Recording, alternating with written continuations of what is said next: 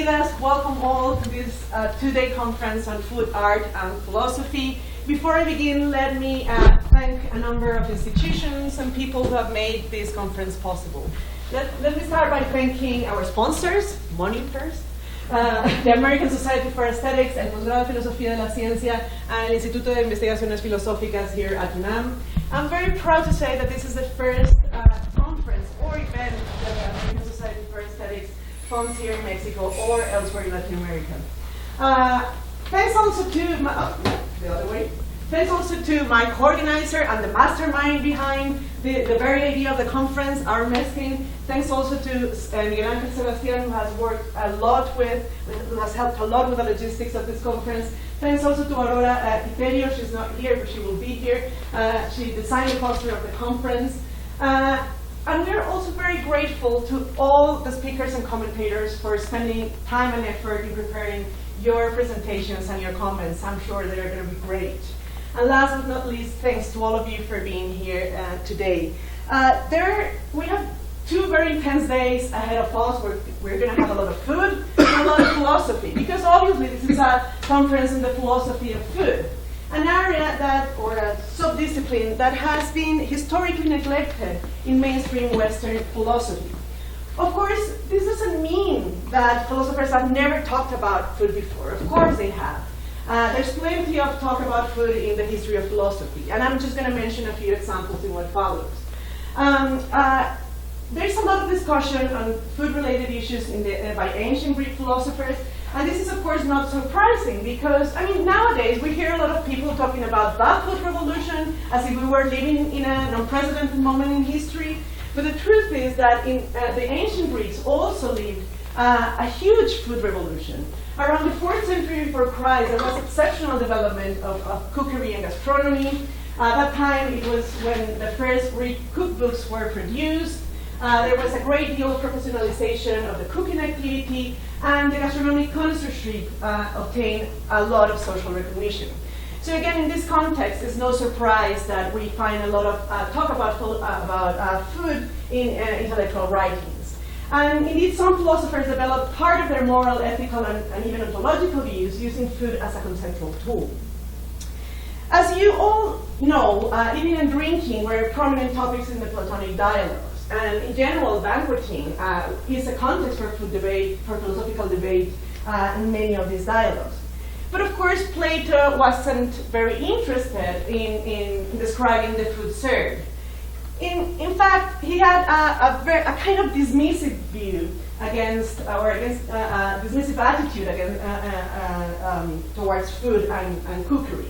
And this attitude can be seen, for example, in the Theaetetus, where he contrasts gastronomic connoisseurship and proper knowledge. He doesn't think that gastronomic connoisseurship is actual knowledge. We also see Plato speaking about food in the Gorgias quite a lot. He basically associates the new or the contemporary gastronomic trends with a kind of pleasure that he was very fond of, and he refuses to consider cookery as a technique, like properly speaking, a kind of art or science. Rather, he took cookery along with rhetoric to be a kind of attitude. And attitudes were not very well regarded practices, were not very well regarded by him, that were related to the production of gratification and pleasure. We also see Plato talking about food in the Republic, where he describes a very strict code of alimentary education. And finally, in the Protagoras, where he contrasts cookery and other more highbrow forms of abstract thinking. In the Middle Ages, we find St. Augustine comparing food with sex. And he uses food when arguing for the correct understanding of sexuality. He says that in the same way as the pleasure of the sexual act should not be separated from procreation, the pleasure of eating should not be separated from nourishment. In modern philosophy, not many people know that John Locke had very strong views on food. In fact, he spends most of the first part of this book, thoughts concerning education, describing or talking about the ideal diet for children. And this book is not very much discussed in philosophy, but it was a very influential book in the 18th century. And one interesting upshot of this part of the book is that Locke thought that children should subsist largely on bread, and especially on brown bread. Interesting. In modern philosophy, we also have Rousseau talking about food. Rousseau was himself a vegetarian, and he established a relationship between eating habits and moral character. He suggested that a wholesome diet leads to a wholesome character, and that good taste is a matter of purity and simplicity in both diet and actions. A similar but completely opposite view was held by Nietzsche in the 19th century, who also saw connections between food intake and moral character, but he was completely against vegetarianism, and this was because he was focused on the possible weakening or strengthening effect of food on the strong individual who acts independently. And he thought that a diet consisting only of fruit and vegetables weakens an individual's independence. Okay. So these are only a few examples of philosophers talking about food in the history of philosophy. Of course, these are not very flattering examples. But talking about food in philosophical writings is not necessarily the same as doing philosophy of food. And the problem is that there seems to be an underlying tendency, or rather prejudice, to the effect that food may not be a legitimate and a respectable topic of philosophical inquiry. And incidental proof that this prejudice is still in place is the following example. When the American Society for Aesthetics advertised this conference in their Facebook site, after having advertised another conference they were funding on comedy, someone posted the following comment on Facebook: "The culture seems to be going through a thing about comedy and a thing about eating food." A bit worrying, really. So there you have it. But what could be possible sources of this prejudice? Well, some possible sources can be traced back in the history, throughout the history of philosophy. We saw that Plato and many other people relate food and cookery, like rhetoric and personal adornment of the body, to the pleasurable life and not with thorough research or proper knowledge. And of course, the assumption is that the legitimate object of study in philosophy is proper knowledge and not just the pleasurable life. The sharp division that the moderns made between the mind and the body didn't help to get rid of this prejudice either. Because obviously food was always associated with bodily pleasures, and the prevalence was given to the mind over the body. Then also we have this very influential thought that can be traced back to Kant, and that was very influential throughout the 19th century, that pleasure in food is not related with the beautiful, it's not a cognitive pleasure, but rather it's related to the agreeable, or merely sensorial pleasure. And perhaps more widespread thought is that food and cookery are not really considered art or science, but just a craft, and crafts are not very well regarded practices, right? Or not as well regarded as art and science. And finally, the senses associated with food, such as taste or smell, have been traditionally seen as lower senses, or at any rate, they are much less well understood. These are some possible philosophical sources of prejudice, but there are other more widespread, perhaps, sources of this prejudice that are more cultural or sociological. And one is that food production and cookery have been traditionally considered part of the domestic domain. And of course, they have been regarded as women work, and hence unworthy of a male-dominated profession.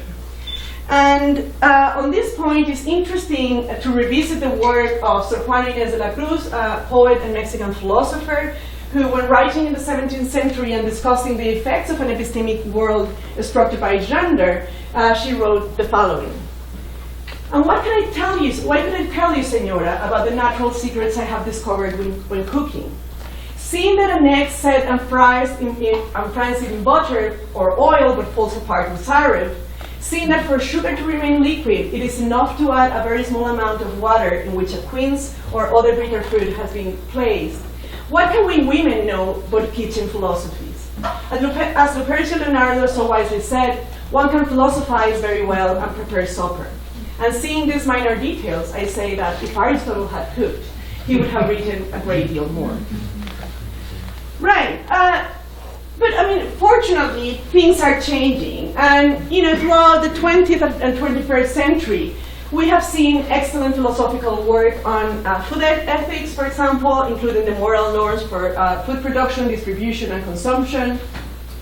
We have also seen quite a lot of interesting research on food technology and biotechnology. There's also a great deal of research on olfactory and gustatory perception. Ophelia knows a lot about this. And of course, there's a lot of research, new research on aesthetic issues concerning food. More of this in a minute. I mean, of course, all these topics not always go under the label of philosophy of food. But using this label may be a way to vindicate a legitimate area of study. And this is precisely what we want to do, or part of what we want to do in this conference. And there are two things, at least, that are interesting in the philosophy of food. First, it demands interdisciplinary work. Philosophers have to work with food scientists, anthropologists, historians, food practitioners, etc. And also it's interesting because it relates or concerns many different areas within philosophy. Here are some interesting questions that different areas of philosophy can ask about food. If you're a metaphysician, you may want to develop these questions, such as what is food, what is a recipe, what counts as natural or artificial food, or when can we talk about the same wine or the same dish? This is the kind of research that Andrea Borghini is doing in Milan. Epistemology. If you're an epistemologist, I know that there are some epistemologists here. Maybe the interesting question for you is what kind of knowledge is involved in gastronomic connoisseurship, or how do we understand and evaluate the risk involved in our food practices? Or finally, eating involves trust in others, namely the people who cook for us, right? So are we rational in our decisions to eat what we eat?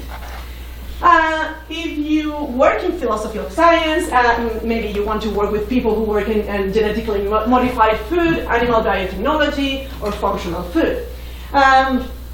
In moral or political philosophy, there are other very interesting issues such as food distribution, global trade, vegetarianism, hunger, or animal rights. And finally, there are plenty of very interesting things to say in the philosophy of art and aesthetics. And for that, I'm going to leave you with Armeskin. Thanks, Paloma. I hope we philosophers of food can remain unrespectable. Other way. All right. So I'm going to talk a little bit about the recent developments in the philosophy of art and food, or aesthetics in the philosophy and food. As Paloma mentioned, there's been lots of great work over the last few decades in on the ethics of food. That's probably been the main area in which philosophers working in the Anglo-American tradition have focused on food. Here's some recent important books in the area.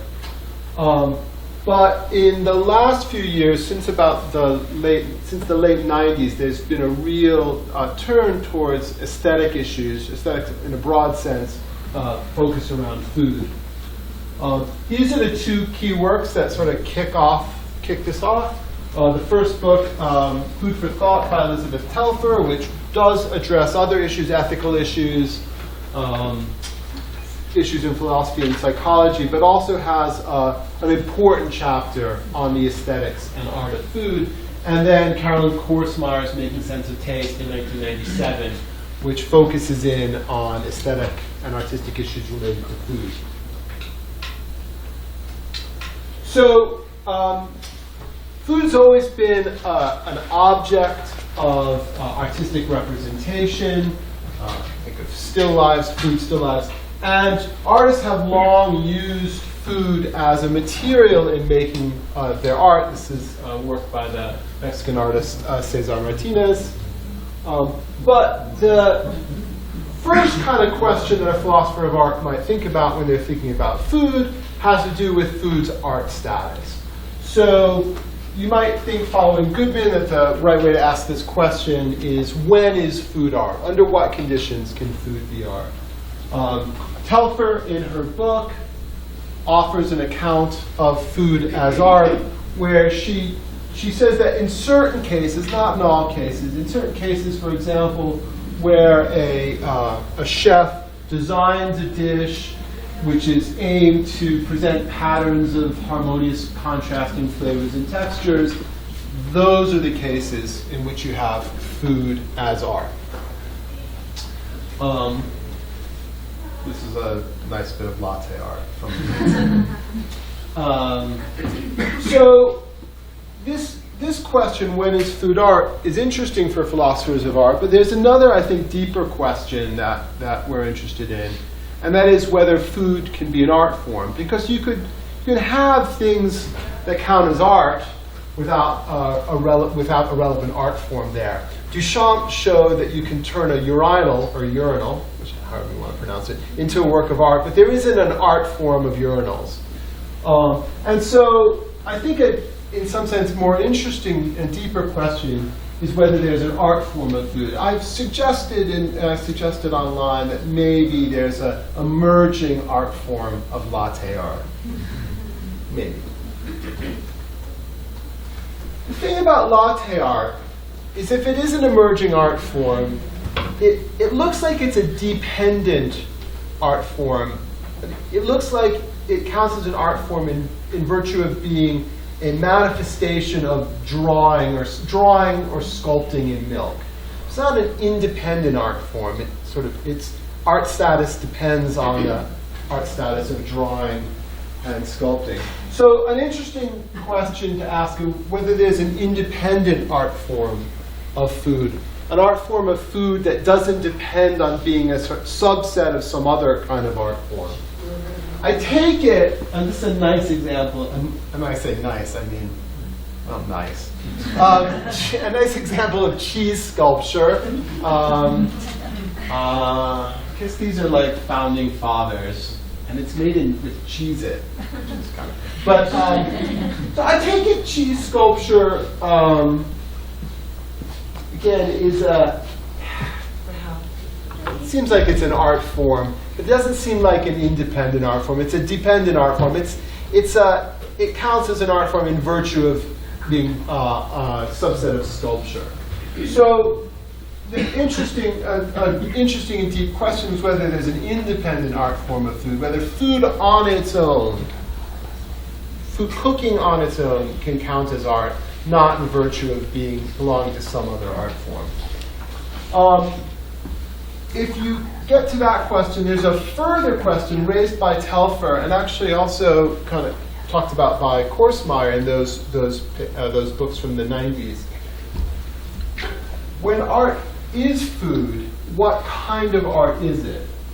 Telfer argues that the art of food is a simple and minor art form. I guess. What are some other simple and minor forms? And here's both Telfer and Korsmeyer talking about the simple and minor status of the art form of food. The art form of this is Telfer. The art form of food is minor because it's not only simple but limited because it's necessarily transient. It cannot have meaning and it cannot move us. Obviously, people have disagreed. Interestingly, in Korsmeyer's response to Telfer, in the chapter in which she directly responds to Telfer, she sort of agrees with Telfer that that food, although it might count as art, an art form, doesn't count as a fine art. Culinary art might be considered a minor or decorative art, or perhaps a functional or applied art. So I think there are really interesting questions here. Even if we recognize food as an art and an independent art, what kind of art is it? I'm looking at my time. Okay. These questions about the kind of art form that food is remember, Telfer said it can't represent. Obviously, food can represent. Like, obviously, food can represent.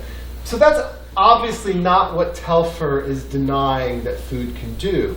And if you look at her, she seems to be denying that food can represent substantively. Obviously, she's going to, there are gingerbread cookies and Monster ice cream cakes. What she thinks food can't do, and what I think raises an interesting question, is whether it can tell us something about the world, tell us something about ourselves and the world the way, say, narrative fiction, narrative film, or even painting can allow us to see the world and ourselves in the light the way they're represented by food. So there's an interesting question here about the capacity for food to represent richly the way some of the central art forms represent. And relatedly, how and under what conditions might food be expressive? Kant's been mentioned by Paloma. I'm going to skip this quote by Kant. The other sort of core central question about food in aesthetics is whether experiences and judgments of food count as aesthetic, or at best are they merely a matter of the agreeable or pleasant. Now, if you formulate it that way, I think the answer is obviously, of course they can count as aesthetic, because of course this dish of fish eggs over rice can be appreciated aesthetically, visually. So the more important question, the more central question seems to be whether experience and judgments of flavor can count as aesthetic, and if so, under what conditions. That's, I think, those are the questions that Telfer and Korsmeyer encouraged us to think about. But in the last few years, there's been some really interesting new developments in the philosophy of food, and in particular the aesthetics of food. Here are some of the books that have been published. There's this whole aesthetics of wine stuff, which I'm not a big fan. I mean, but there's a 2012 book by Burnham and Skilius on the aesthetics of wine, and then a recent book by Kevin Sweeney on the aesthetics of food, Alexandra Plakis' book, Thinking Through Food, which just came out this year, which has some stuff on the aesthetics too. I think these books are linked to this rise in new directions and new questions that are being addressed in the aesthetics of food. So here's one. How do aesthetic and ethical values interact in the case of food? Just like we might have the question about how the ethical status of an artwork might be relevant, might bear on its status as its artistic value. So we might ask whether the immoral work is in virtue of its immorality not a very good work of art. We can ask the same questions about food. Carolyn Korsmeyer here argues that certain meal preparations are morally dubious, morally problematic. The object and its preparation impart a trace on flavor, and the quality is simultaneously aesthetic and moral. So that in certain kinds of cases, the aesthetic and moral are linked. See also work on this topic by Sam Liao and another topic that's recently engaged people has to do with authenticity in food. What counts as culinary authenticity? What counts as authenticity in the food? And is it problematic in certain cases to value culinary authenticity? As an example. Related to the authenticity issue, another issue that's emerging of interest among people thinking about the aesthetics of foods has to do with cultural appropriation. So just how should we understand cultural appropriation in the context of food? This is, sorry if you don't see it, this is white girl Asian food and breakfast taco truck in Austin. Interestingly, Eric Mathis, in his 2016 paper on cultural appropriation, seemed to suggest that we infrequently hear charges of cultural appropriation when it comes to cuisine, in contrast with film. literature and fashion. And he's got an explanation of why that is. To me, I think he's got the phenomenon described incorrectly. I think we hear those complaints very often. But this is a topic that's just an emerging one of interest. Another topic relates, so we know that the imagination is important in our engagement with the arts. What role does the imagination play in our engagement with food? So instead of thinking about whether food is art, we can ask, do we engage with food in some of the ways that we engage with art? What role does the creative imagination play in the production of food? Obviously a great amount, a great deal, but there hasn't been much attention to that topic yet. What role does the imagination play in the experience of food? I've written about how the imagination plays a central role in experiencing this particular cocktail, which is supposed to represent a walk on a Yorkshire coast. And finally, if you're thinking about imagination and food, it's tempting to start thinking about the way in which food might function as a fiction. So we've got imagination in play. If you think about fiction as engaging the imagination, it might be tempting to start to think that some of these food items are actually fictions in a certain way. There's my hero. That's Jay Rayner, one of the great British food critics. Here's a question. It's an epistemology question, but it's also an aesthetics question. So the question is whether we can know what something tastes like without tasting it ourselves. Whether, that is, we can rely on tastimony. So the reason why this is an aesthetic question, and the question is aesthetics, is because many philosophers have claimed what links literal taste and taste in art has to do with the importance of first-person acquaintance. So here's Carolyn Korsmeyer. Well, literal taste and taste for art requires first-hand acquaintance with their objects.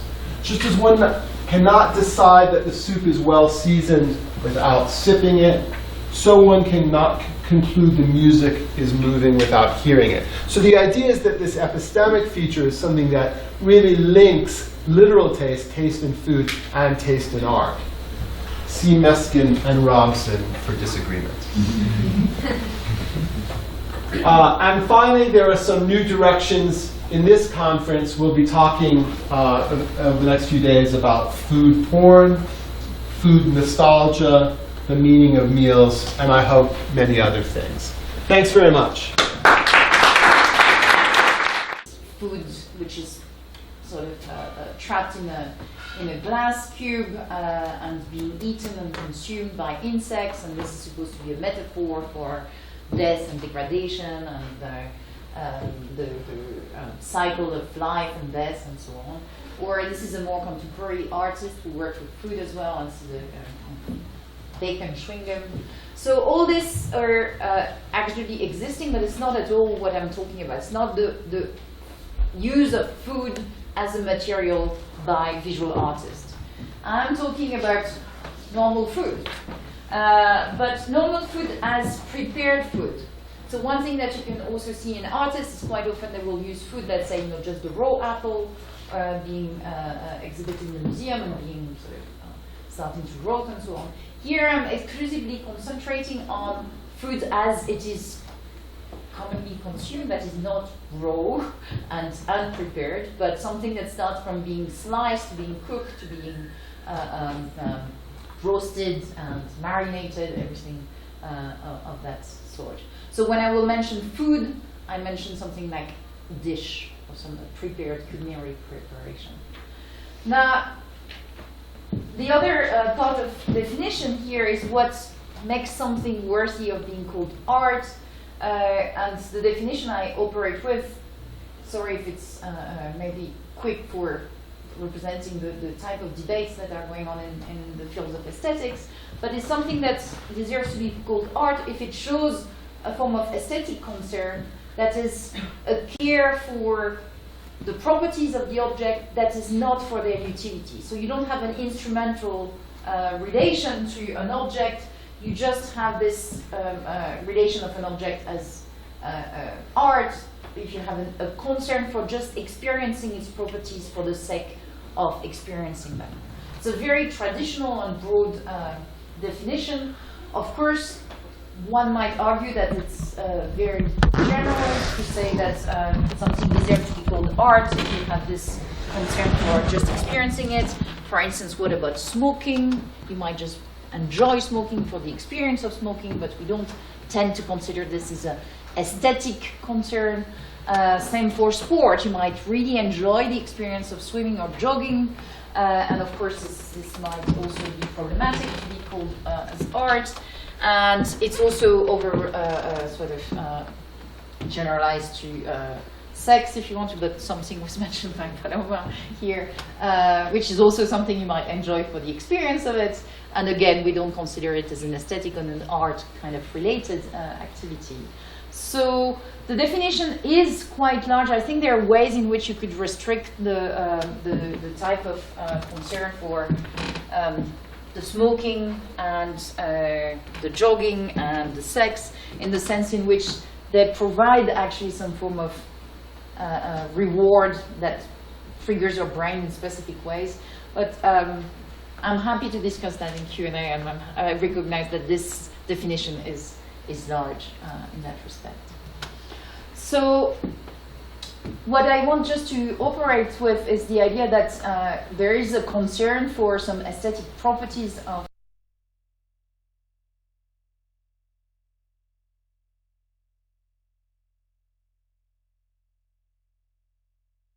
that of art that I have. It's compatible, note, with the fact that when you relate to a given object, you might also have a way of relating to the very same object with a form of utility.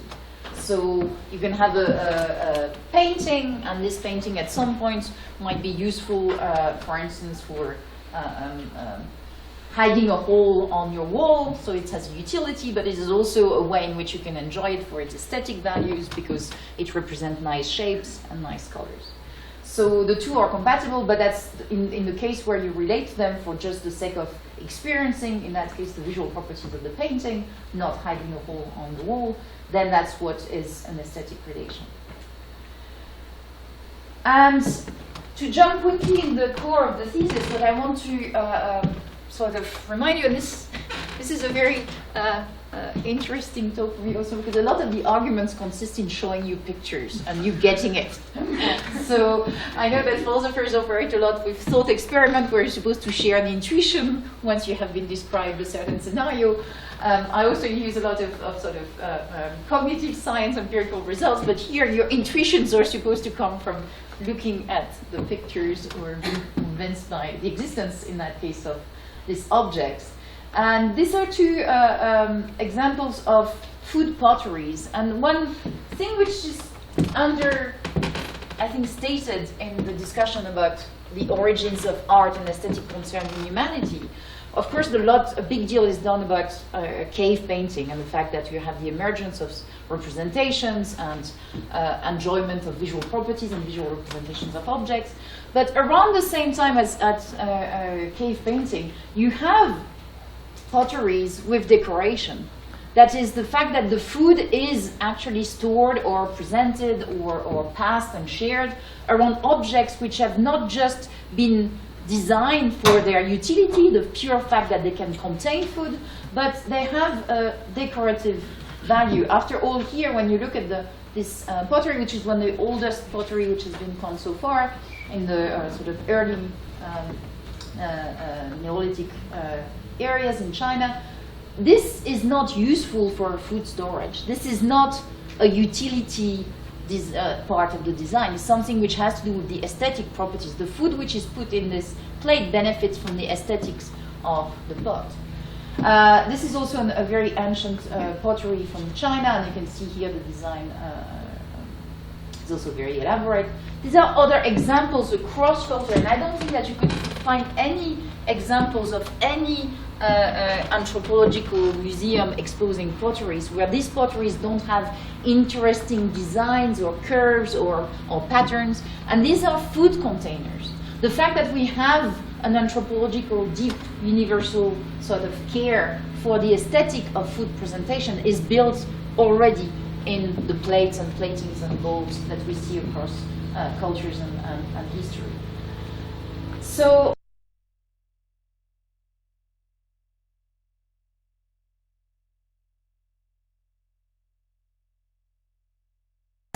you prepare is disposed on these plates, which are already aesthetic, show an aesthetic concern. They are disposed in a certain way which represents some structural properties. For instance, here you have a way in which you can organize things by color or shape. This is a way in which you will have, for instance, the slices of meat are not just thrown on the top of the cabbage. This is because I've moved to Germany now, so I show sausages and cabbage. This is a food from Ethiopia as well, and you can see here there's a form of sort of structural properties of colors on the plate. The food here is eaten with your fingers, and this is, of course, a well-known tacos, which again is the classic kind of presentation, but there are other form of presentations on which things are not just thrown on these plates. So the plates are aesthetics, and the way in which the foods are put on these plates is also organized according to certain rules of visually appealing or visually harmonious structured properties. This extends then also to the way in which each ingredient within these dishes is prepared and assembled within the dish. This is just an example about how vegetables will be cut, and we tend again not to cut them sort of randomly. In every culture you will have ways in which the slices are seen to be the proper way of doing it, which shows again a visual concern for either the color or the way in which slicing a vegetable will reveal some aspects of how the vegetable looks. And the same can be true for fruits. You can slice the grapes or not. And again, this is a concern for shapes and colors. That is this time not the structural properties, but the qualities of the food.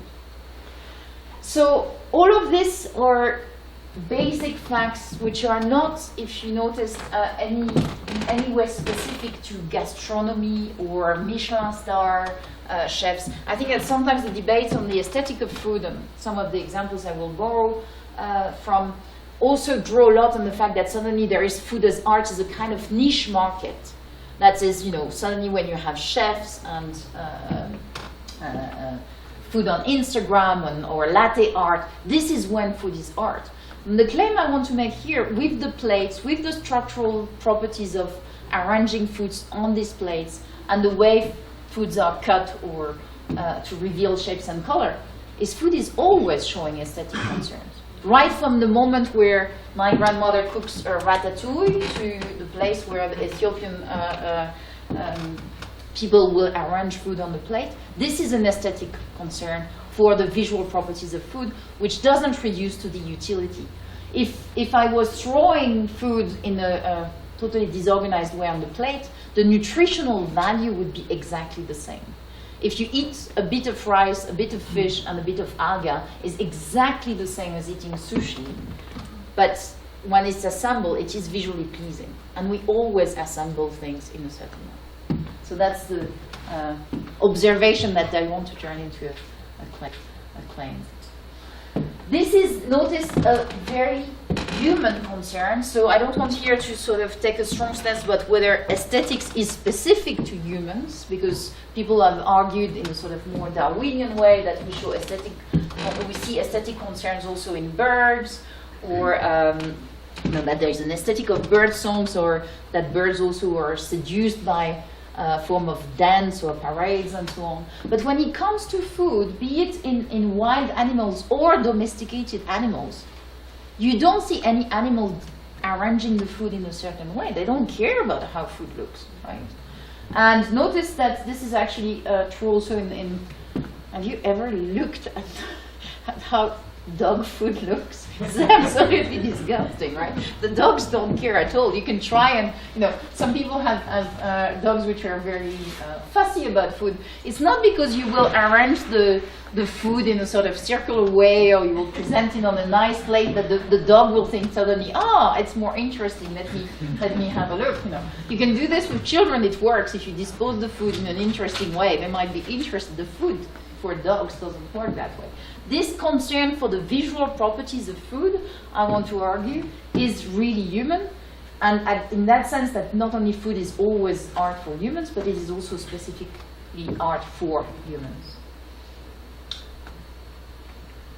Now, one aspect of the talk is to say, well, at this stage, having convinced you, I hope that there is something about this concern for how food looks. You could say, well, is that exclusive of other sort of aesthetic concerns for food? And most of the debates usually would focus on trying to rescue food as art from saying that, well, we can have an aesthetic relation to flavor. That is, flavor is the integration of taste, smell, and touch. That is exactly the type of things that a cooked dish will be enjoyed for when you put it in your mouth and eat it. Now, I think the claim for flavor being the good basis for saying that food is art is much more difficult, challenging, and to put it in a more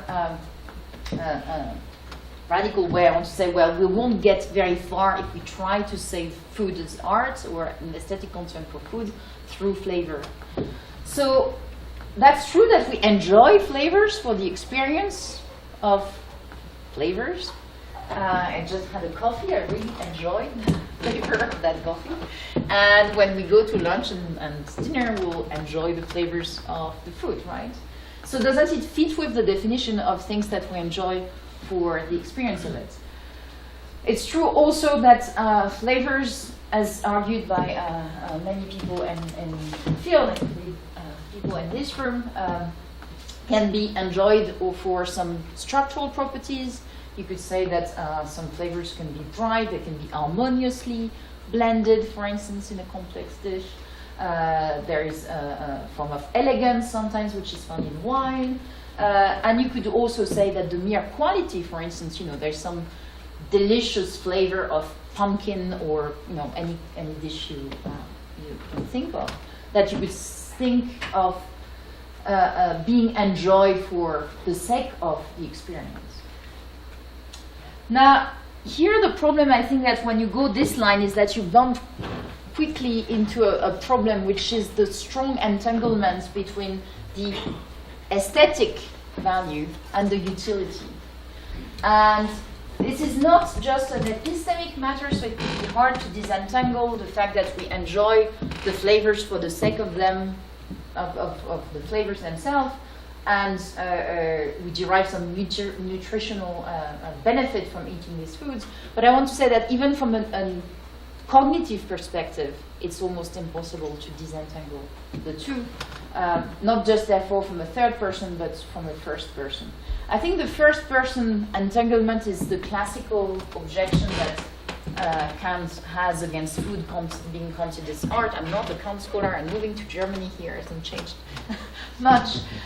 So this is my reading of Kant from my undergrad. So if there are Kant scholars who want to correct me, I'm happy to take it. But this is, I think, what was the strong version that I remember being told Kant was holding, which is that there is a kind of incompatibility here between food and judgments of beauty, because food leads to a form of subjective, idiosyncratic, sensuous pleasure, whereas the type of appreciation that you expect from a judgment of beauty or true aesthetic judgment is something which is not subjective and idiosyncratic, but something that can be universal and general. And it's also not limited to the sensuous aspect or the sensuous enjoyment, but it's something that will trigger the imagination and the understanding in this form of complex play. But I think here the idea is that there is nothing in food that can really lead to this form of more intellectual and universal enjoyment. As Aaron just said, this is one of the strong arguments that has come under a lot of pressure from people from philosophy of food and aesthetics.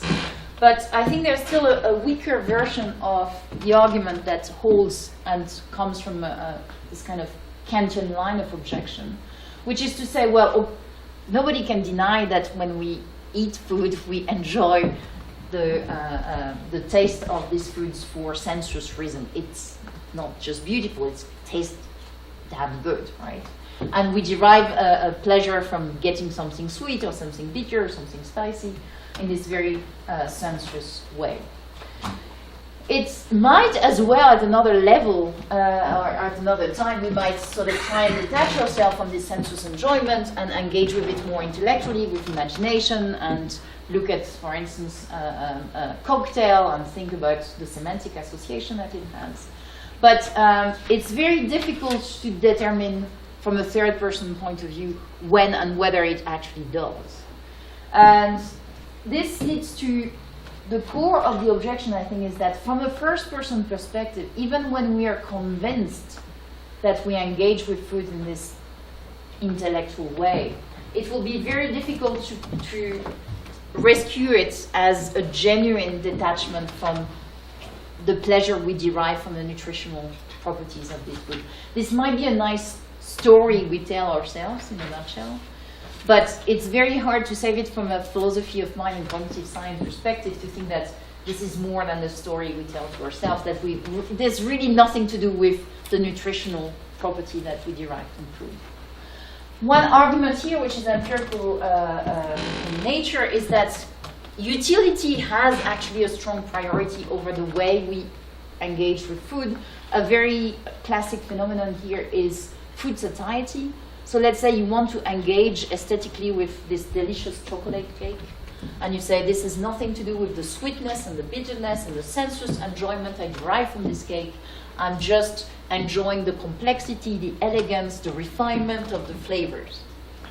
Well, go on eating that cake again and again, and see how much you can enjoy the complexity, the elegance of the flavors, because at some point, once you eat too much chocolate, there is something in your system which says, this is enough, food satiety kicks in, and there is no room for this aesthetic enjoyment. The argument here would be to say, we think that we have managed to detach our aesthetic enjoyment of flavors from any consideration of utility and nutrition, but actually it's always in the background, the proof being that it will actually overrule your aesthetic enjoyment. So it's an argument by priority, if you want.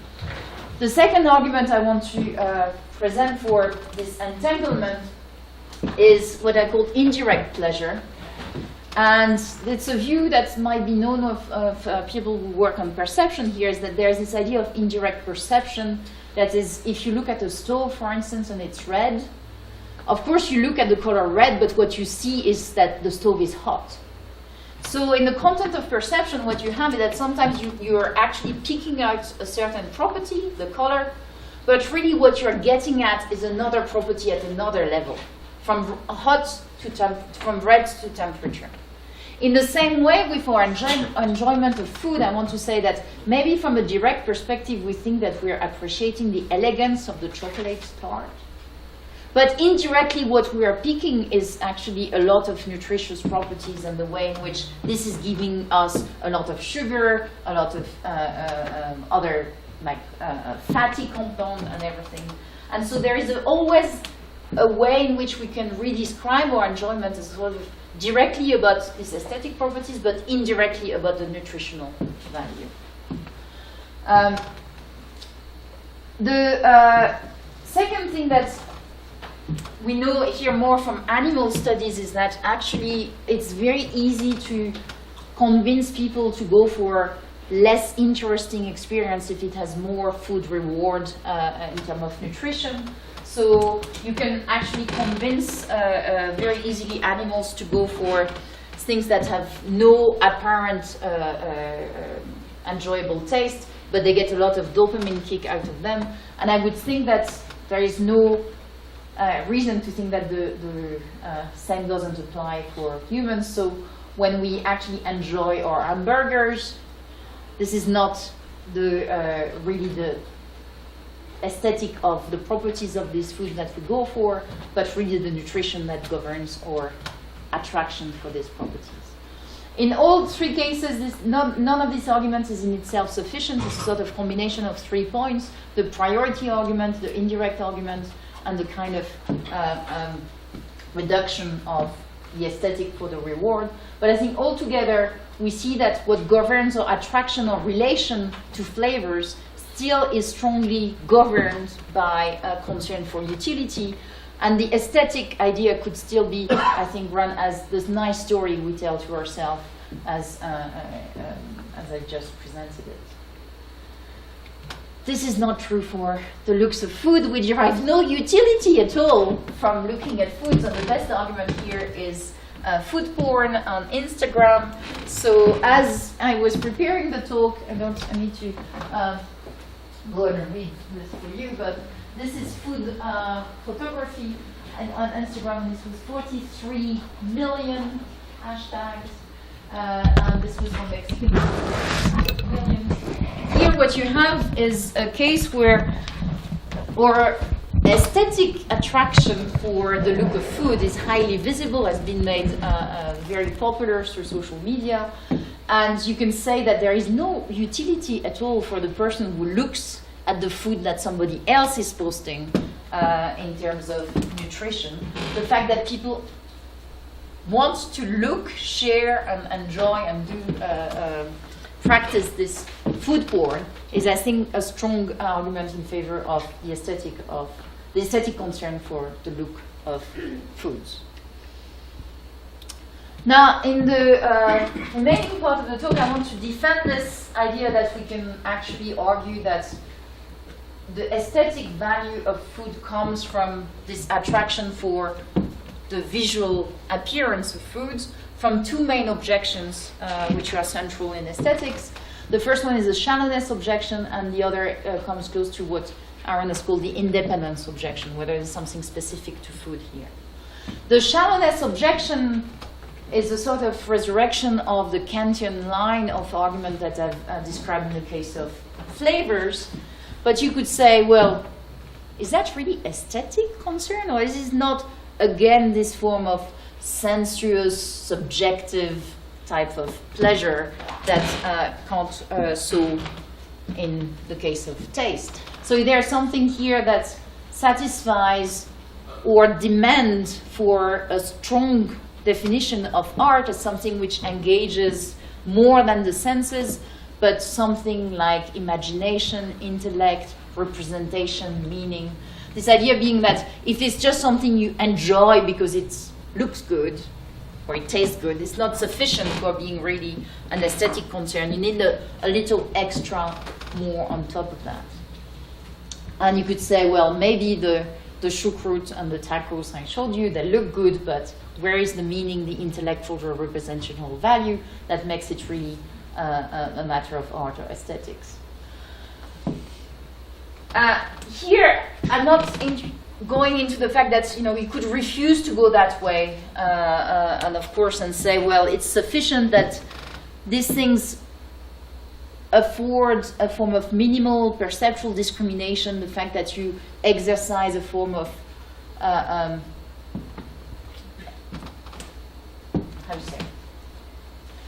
form of elaborate perceptual judgment for it to count as intellectual and therefore aesthetic. It could be the case that just looking at these pictures of food in a way in which you recognize that this is a well-executed latte, for instance, or that this is a very nicely sliced roast beef, or a very beautiful-looking salad. By contrast, then you can distinguish things which are more or less elegant or structured, would be sufficient to engage the intellect. This minimal perceptual discrimination could be sufficient to rescue the looks of food from the objection that it's too shallow to count as art. So that's one way to go, but I think that even if you accept the visual thesis that I'm making, you can respond to a stronger thesis and actually show that through the visual appearances of food, you tick the box of providing something like intellectual engagement in the form of meaning of representation. The first type of response that you can provide, and this is one which is inspired by Korsmeyer, is to say that the type of intellectual engagement over and above perceptual discrimination that food engages us with through the visual appearance is exemplification. That dishes put themselves in the form of connection, resonance, association with a tradition of ways in which these dishes look. When you have a tacos, it sort of brings together So sort of it exemplifies the tacos look in a way. That's the second response that you can have is to say that actually through the visual properties, foods actually manage to provide something like representation, semantic associations, or a complex form of imagery. And I will give you some examples here. So again, the exemplification. There is a traditional way in which this dish look, and when the chef or anyone in their kitchen actually present them in these ways, this is exemplifying a canonical look. So it provides meaning because you don't serve tacos like you serve a burger, right? You don't put sort of slice of tortillas so that it becomes very thick and the meat and some salad. This would be not exemplifying tacos. The way tacos are presented is in a way that tells you this is tacos, right? So this is providing this meaning through exemplification in that respect. The play with exemplification, maybe that's a better way, is what chefs tend to be doing when they want, on the contrary, to bring this relation to the canonical looks of food into a sort of playful game in the dishes that they present. And here are two examples. This is a case of Deconstructed Burger, right? Everybody recognizes it's a burger, but it's presented in that way so that suddenly it makes you think, yes, the burger is usually this kind of, as this type of architecture. It's vertical, it's not horizontal. And this sort of makes you think about the canonical look of burger. Eston Blumenthal at the Fat Duck, which is a chef I've been working with for 7 years now, has actually a lot of this kind of visual puns. So this is actually the starter. It has a component of reference to the canonical lollipops that were popular in England. So this one is actually salmon and wasabi. So when you taste it, it's not at all sweet. And this looks like another kind of ice cream. It's against like the sort of crab and some herbs and creamy, I think that's horseradish on the top. And this is again sort of meat based.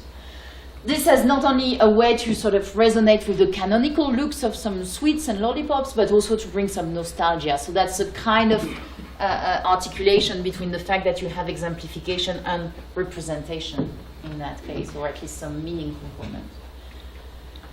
Representation is sometimes also present in the, some part of cuisine in the high gastronomy part. This is a quote by Pierre Gagnère. Again, the idea is here that the representation is coming from the visual properties. I'm not talking about representation from the flavors. And it says, I can read it with a French accent, I need to put some poetry in my plates. The presentation of a dish teaches me my new rules. I'm French, I can do it. New rules of harmony, and through this exercise, I find a form of peace.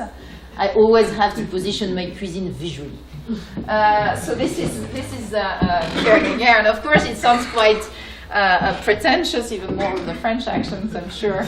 So the question that you can have is whether there's something more than these big statements. And I want to say yes, and I also want to say that it's actually not something specific to this big statement by chefs. I think chefs actually surf or exploit this aesthetics of visual properties of food, but it's not something specific.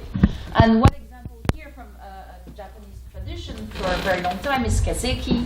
And Kazuki is the way traditional Japanese food will be presented as a set of dishes, and actually comes with rules about the seasonality. So this is a winter Kazuki, and the next one I'll show you. This is a summer Kazuki.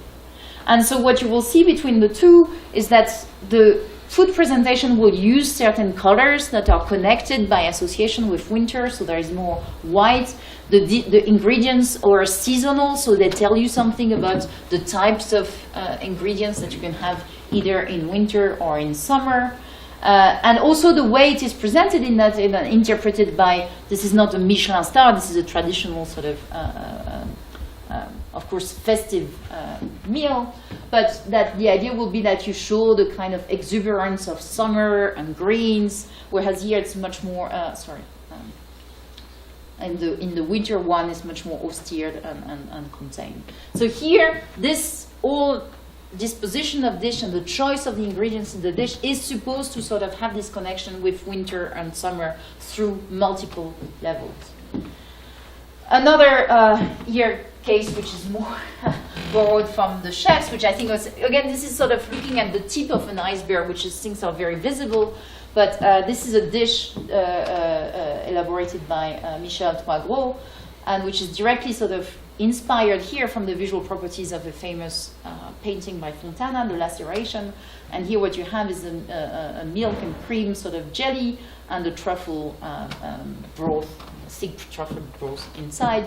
Again, in the same way in which you derive some visual interest from looking at the Fontana, the idea that you sort of feel the cut of the canvas. Here there's something like the wound in the milk where the truffle sort of spits out and you feel sort of violence, and every meaning that you can attribute to you looking at the Fontana could be also found in this dish, plus the association between the two. This is another example. I think this is taking things at a kind of extreme. This is a dish at Alinea in New York inspired by Miro. So you have, yes, the connection here, and this is a bit more interpretative in that case of the Miro dish. But I think there's something more, again, traditional. I went from the classic Kazuki, which is very widespread in Japan, in that culture, to these chef examples, to go back to a much more like common example borrowed again from the French cuisine. In the 19th century, the pastry chef Carême actually sort of thought there was an architecture of pastry and desserts. And these are examples of the kind of cake that he designed and suggested that people would do. And it's still very traditional in weddings in France that you have this kind of big towers which can have different shapes and present some aesthetic properties because of the way they look, in the same way in which architecture and buildings look good despite their function of hosting some offices or habitation. So there is also something here, and this kind of architectural cakes are the one you will find in the boulangerie and in weddings and so on. It's not something that you only find in Michelin star restaurants. Okay, so there is this meanings association through the visual properties of foods. The second objection that one can have for the visual properties being sufficient to make food aesthetic is that there is nothing here specific to edible food, right? I've put an example of a still life. The representation of food is very common in painting. Quite often, actually, it's raw food more than cooked food, interestingly. But what is the difference when I looked at this picture on Instagram or if I look at this picture in the museum? This is not more about food than this thing if I only enjoy the look of them. And this is where I want to make a empirically based argument coming from the research I've done with chefs. And there is something very specific about looking at food pictures, knowing they are foods and they are edible things, either because they're presented nicely in front of you, or there's these types of pictures on Instagram when you know that there was this edibility aspect in the picture. And the independence or the difference comes from research that we have been doing, showing that what governs your visual preferences for painting when the edibility of the object is out of the question, and what governs your preference when you have edibility in the picture are actually different. There is a known tradition called experimental aesthetics, when people can study aesthetic visual preferences in an empirical way. And this has been done since the inception of psychology by the likes of Fechner and so on, but has been pursued until now. I'm giving you a very quick example of work deriving from former colleague Chris McManus, where he shows people these two drawings, for instance, and ask them which one they find more aesthetically appealing. So who thinks the left one is more aesthetically appealing? The right one? Okay. Who thinks that the left one? So one of these two paintings is actually a Mondrian painting, whose color has been taken out of the picture. And sorry for people who said right, but this is actually, the left is the Mondrian. And what you can do by repeating and varying the proportion and the alignment of these lines and presenting them to people again and again and again, controlling for all these parameters, is to start to understand which are the rules of composition that governs the sense of visual balance or visual harmony that makes some arrangement of lines and color visually appealing or not. And you can do actually the same with other types of patterns, and that's something you can do. So who finds the left one more appealing? The right one? Okay. So that now you're starting to be a well-behaved audience. That is, you're getting right. Of course, this is statistics, so it's done in a. Nobody expects all the responses to go one way. The idea is that there will be significantly more people going for one option than the other. And there's a large literature on this. So what we've been doing is actually to try to think about the visual preferences that people show for visual patterns where they're nothing about food, to thinking about what happens when suddenly you think about them as food. So I will go back to this here. Again, you can see that you have 3 dots yellow or 4 dots. And this is what happens when you turn the yellow dots into scallops. And interestingly enough, here what you have is a strong preference for the left side that is not seen when you present them as just yellow dots. So when things are presented as just abstract objects, people will show one type of preferences, usually for symmetrical and even numbers. So we prefer 4 items on the canvas than 3 items. When it comes to the plate, strangely enough, people prefer 3 scallops to 4 scallops, and they prefer slightly less symmetrical visual patterns. This is a kind of ongoing program of research, so I'm just giving you a set of examples in what follows. But this is where I think a claim for the independence can be pushed. That is, when we look at the aesthetic of visual appearances in the food case, we show a certain form of specific aesthetic preferences and rules for harmony and elegance, which are food-related, and do not apply when we look at shapes and patterns and things when they're not food-related and edibility is out of the picture.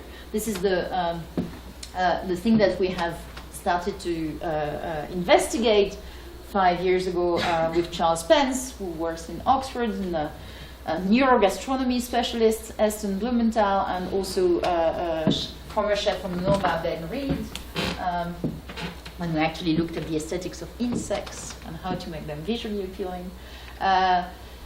And here you can find that the rules, the type of things that I've mentioned initially that are characteristic or for visual appreciation of food regarding the plate, the composition in that plate, and the very sort of local properties of shapes and colors in food, all of this we can start to investigate and reveal as being specific more or less to food and edible elements.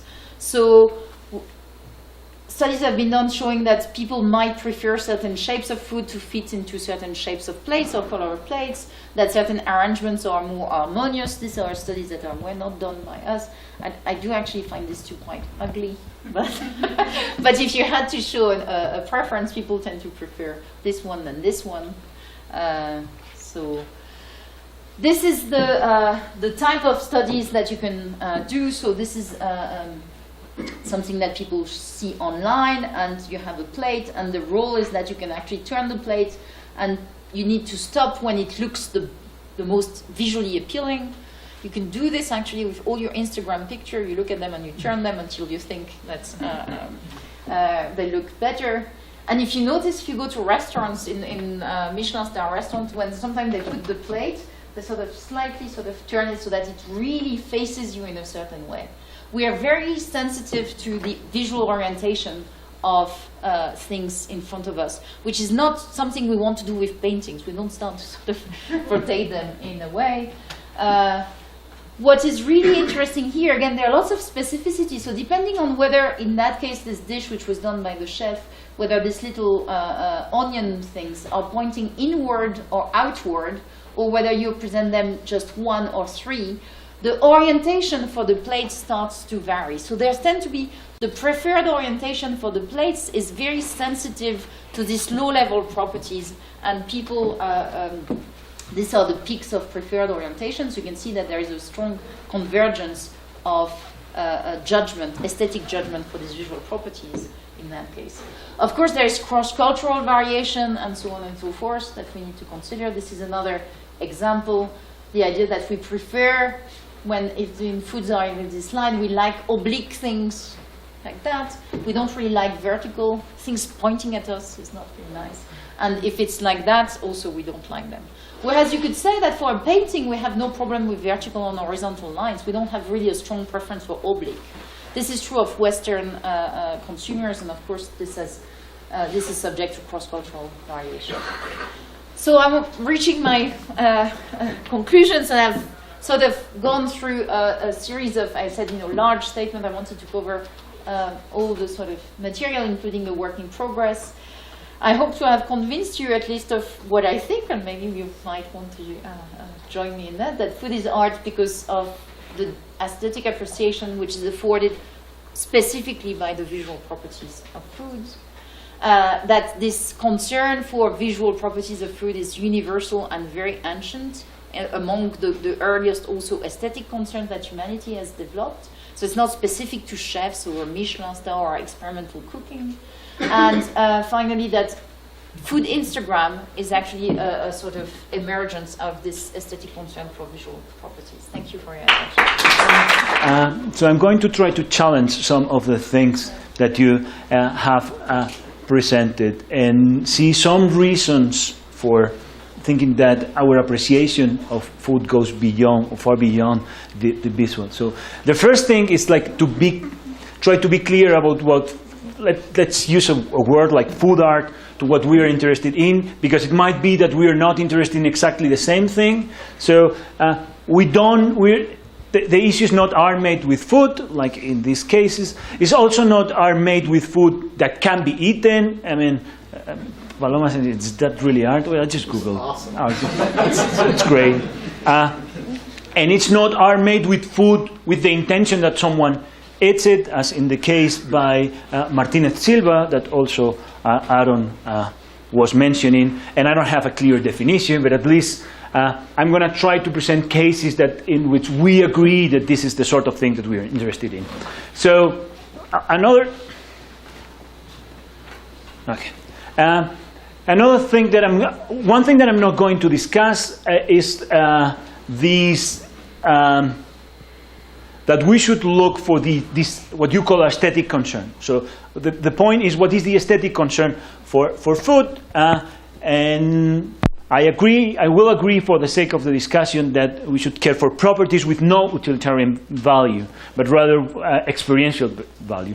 So they're appreciated for their experience, but it has to be as food. Okay, that's the only issue. So is flavor sufficient for food art? And then we see that there are, Ophelia has presented us with some issues regarding this question, because they might track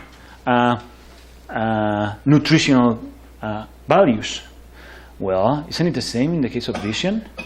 So, I mean, I can distinguish sweet things from bitter things just by seeing that. I mean, it might be not so good, but we clearly have evolved to be able to do these kind of things. When we look at the banana, I mean, there are many experiments with apes that they are very good at tracking just visually when fruit is mature enough, so what the amount of sugar that it has.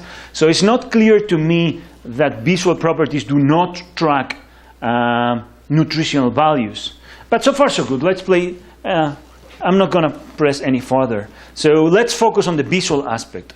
So that they don't make a difference in nutritional value after saying this regard. And I'm going to motivate that there are some further issues. So in some cases, that's clearly the case. So I'm going to present some of what David Munoz at Diverso calls canvas dishes, in which really there is a strong component, visual component. So here's some of them. Here is a picture of the new season by Diverso, by the way, one of my favorite restaurants in the world. Brilliant. Here So when we compare these canvases with the plate here, it seems that the aesthetic component, the visual aesthetic component, do not correlate with what might be called the food aesthetic component. In this case, I see less visual component, and there is no less food component. Those are not lentils. This is roasted caviar.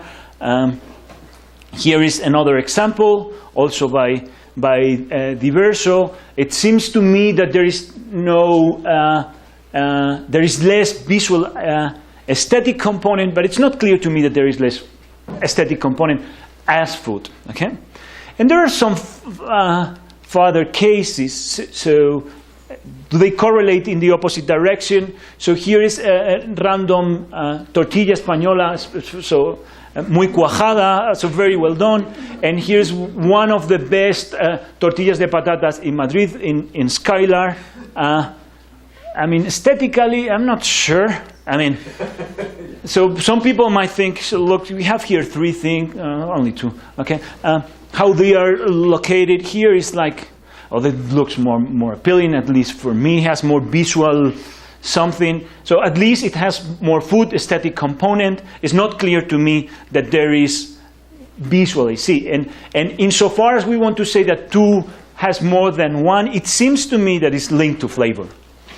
Here is another example. So that's food, aesthetic appreciation of food depends on visual. So here's one example by a deconstructed tortilla de patata by Ferran Adrià at El Bulli. Visually, it seems pretty good to pretty close to a pisco sour. It tastes like tortilla. Okay? Here is another example, the case of the trampantojos. Thank you very much. Paloma sent me a message with this. Loyal. The first one is by Diego Guerrero at the Club Ayar. It's called This Is Not an Egg.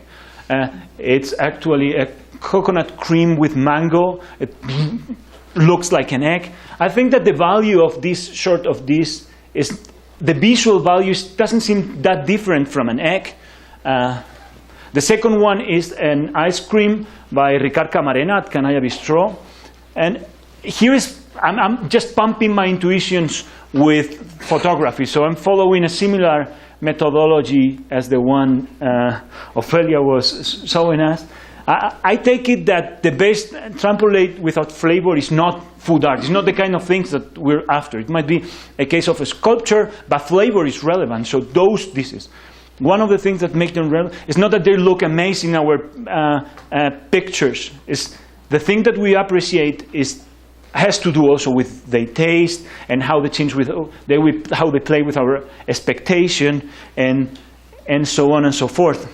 Here is another example. So here is more trample oil, but quite different. The first one is the famous olive by Alberto Adrià at Tickets. This is an olive oil. What I think that is to be appreciated in this case is not that those things, this is a martini, looks like an olive, is that they are able to exploit when you have it in your mouth. Likewise with Ferran Adrià, when he, confident, not 100% sure that the one who created these spherifications, able to build up this sort of caviar.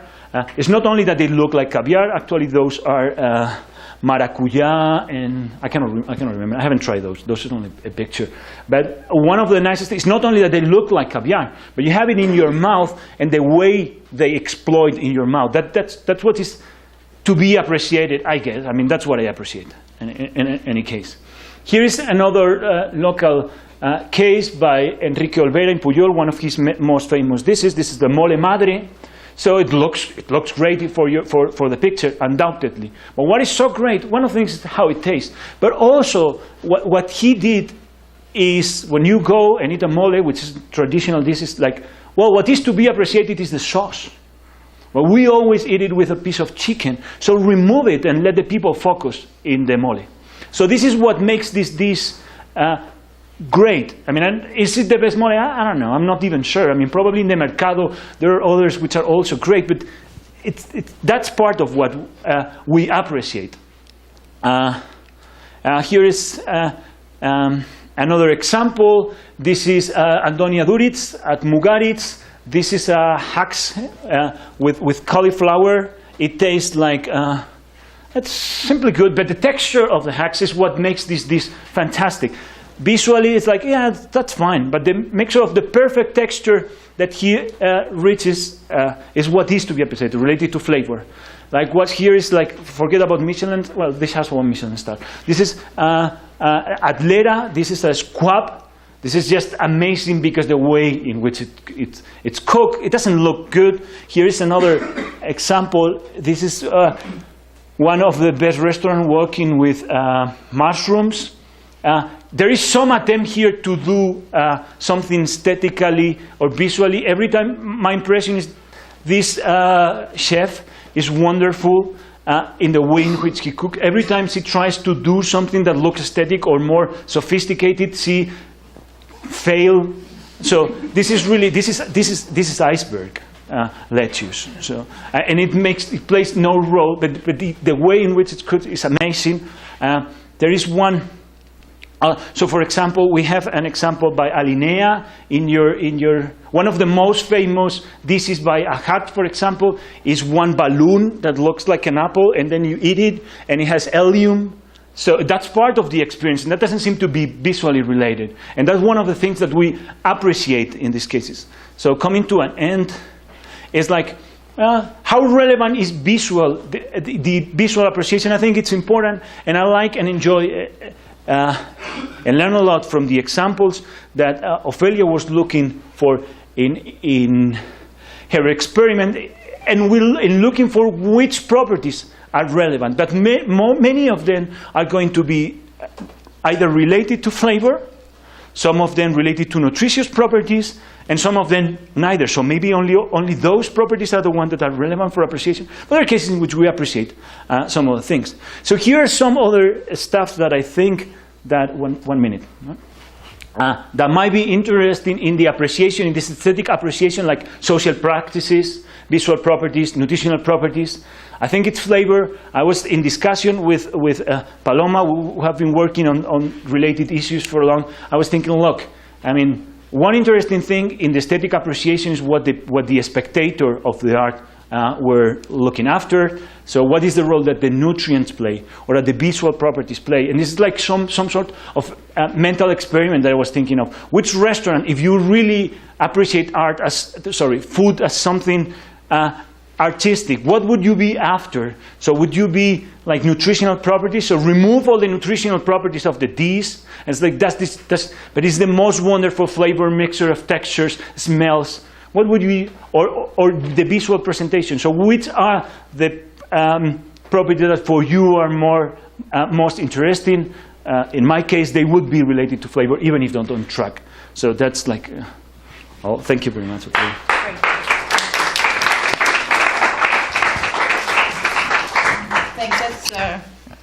I like the argument by people.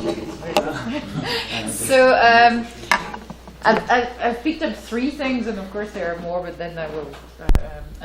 The first thing that you mentioned at the beginning of your talk was the idea that, so I make the argument that flavor tracks nutritional properties, and that visual properties don't have this link.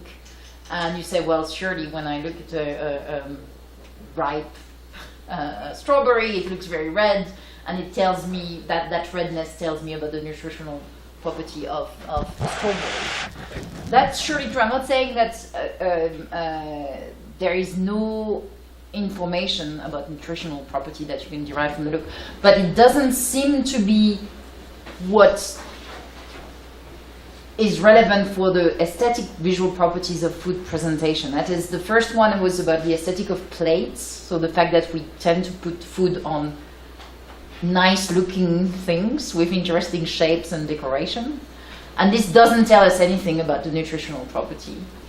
The second type of structural property is about food arrangement. So if you have that very red strawberry and you slice it and then you put the slice nicely, or you just throw them in the plate, the nutritional information is the same. You think there's a lot of sugar there. So this is again orthogonal, the arrangement on the plate. And same if you slice the strawberry in little cubes or you slice it just in 2, the redness that is telling you that there's a lot of sugar is equal, but there is this aesthetic sort of dimension that can be added or at least to vary in a way which is orthogonal to the information about nutrition. So I guess I didn't mention the fact that it is compatible with you still deriving some information about whether it will be salty, sweet, but it doesn't seem to fully exhaust the type of visual arrangements of food that we see commonly everywhere in the world. So in the cooking case, if you think about it, a lot of the process that you describe have to do directly with modification of the nutritional properties. So the way a meat is cooked will influence how easy it will be to digest, how much nutrients you can extract from them. So I think here, what the claim that one would have to make much more thoroughly would be to say that there is information about nutrition in both cases, but the aesthetic properties in the visual case is orthogonal to this, whereas it's not orthogonal in the case of flavor. If something is undercooked, you're getting here information about the fact that from the flavor that it will be hard to digest in the way in which you're not getting if it's super well cooked. So you're still, the perfection in cooking tells you directly about and only about the nutritional value in the way in which the arrangement of the red strawberry on the plate tells you, of course, about the ripeness, but a lot about things that have nothing to do with the ripeness and the sugar. Then the rest of the pictures that you've shown sort of push one challenge, which is to say, well, when we go to this Michelin star or kind of fancy places, we seem that to enjoy the experience. We go there for the experience, not for the nutrition. And here, sometimes it can be about vision, but sometimes there's nothing to do about vision. It's more the perfection in cooking. I do admit that there's a lot of very specific and weird things that are going on in Michelin star restaurants.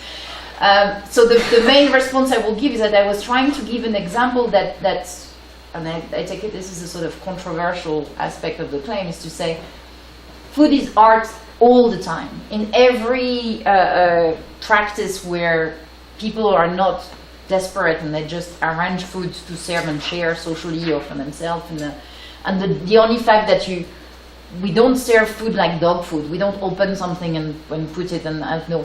We will put it in a plate in a certain way. We will put it on the table in a certain way. All of this show aesthetic concern well before we look at what's going on in restaurants and this type of practices. So there's something much more general. What is going on in the examples that you were showing, for instance, I think it's quite hard to one would have to look at each of these dishes and show the strong claim that you're making that it is not a sort of visual appreciation. So the mole, for instance, we have some result that there is a strong visual preference for food being in the center of the plate. And if you take exactly the same quantity of food with the same taste, maybe not the best mole in the world, but this interesting focus on the flavor, and you decenter it a bit away from the center of the plate, and people like seeing it, they're ready to pay much less for the same plate, and they will eventually enjoy also the food and the experience less.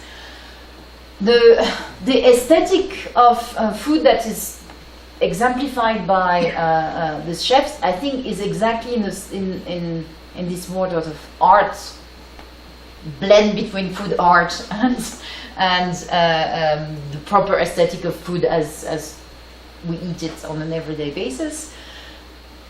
And in the same way in which the avant-garde always try to challenge whatever is the case, what these guys are trying to do is to say, well, sometimes I will challenge the fact that you care for the nutritional properties. So there is this, the idea that you can deliver very, very fine chocolate powder through a little cane. So you just, and it slightly catches all your mouth, but you almost have no nutritional value. So it's super, super intense flavor experience with no nutritional value. That's interesting, but that's odd. That's not the proper food. The trying to exploit the tactile properties, like serving food in the hand. That's something I haven't touched. It's true that the visual, one could say it's a bit Western-centric to only focus on vision and not the touch, because there might be an aesthetic of the tactile properties. They seem to be quite linked to what you will derive in terms of information about how well cooked and soft and easy to digest the food will be. So I think the claim from the touch is harder to make in this kind of disconnection. So that's the way I would go. But I think that's, in a nutshell, to conclude, I think that's I will be with you that a lot of these cases are meant to challenge the kind of nutrition, vision, touch, multisensory expectation. But they are such a special case that I think it still maintains the very universal anthropological claim that there is an aesthetic concern of food right from when your grandmother cooks her tortilla. Even if it's not good. The good tortilla is the one that is well bad for the stomach. So just to be sure. So the one that is not well cooked is the one that is good. So in the same way, maybe that's also the argument where you say that there is an aesthetic concern for the way food looks doesn't mean it's always successful. You know, in a way in which there is bad art. I mean, there's some art that doesn't. It could be that the tortilla looks. Let's say somebody serves a square tortilla and you think it doesn't look good, but they have tried to do something aesthetic, and it just doesn't work. So it's like there are lots of paintings that are ugly, but they're still, bad art is still art. That's really my answer. Thank you. Right, so questions? Can I borrow a pen from But yeah, thanks again for the comments. So by order of Paloma, you can only ask one question. If you have a second one, you get back in line, all right? All right, I guess Paloma. Okay, so thank you. It was really interesting. So one thing, I mean, going back to the aesthetic theory of art as the one that you propose is a bit revisionist in business aesthetics. It's an old theory of art that has been discarded. But I mean, I really like the idea of maybe considering it back. And I really like the idea, this claim that you made, that as the aesthetic preference of visual appearance depends on the object that you're appreciating. In this case, the food. And that's why, I mean, I really like that claim that's why you're not leaving food apart. I mean, there's something specific about food that you're saying. Now, although I really like that, and I thought that it was really interesting, I'm not sure that's entirely convincing, because the same visual appearance, you can have like a replica of sushi, like the ones that you find in Japan when they show you the menu. And you would be tracking the same kind of properties. It looks like food, and yet they are not, right? I mean, so you're presumably, I mean, and this is an empirical question that might not be the case, but presumably your visual preferences with replicas would be at least more or less the same as the visual preferences of food. So if that's the case, you're not tracking anything really specific about food, because other things that are not food can trigger this preference. So my main area of work is not aesthetics, it's rather my own perception, so I'm probably revisionist there, it's fine. So I'm happy to be told that there are lots of current debates that I'm missing. But still, on your claim, my understanding would be to say that in the same way in which in art you could say, if you look at the postcard of the Joconde, you're not actually having the same aesthetic relation when you see it with its appropriate sort of size and the right color and so on.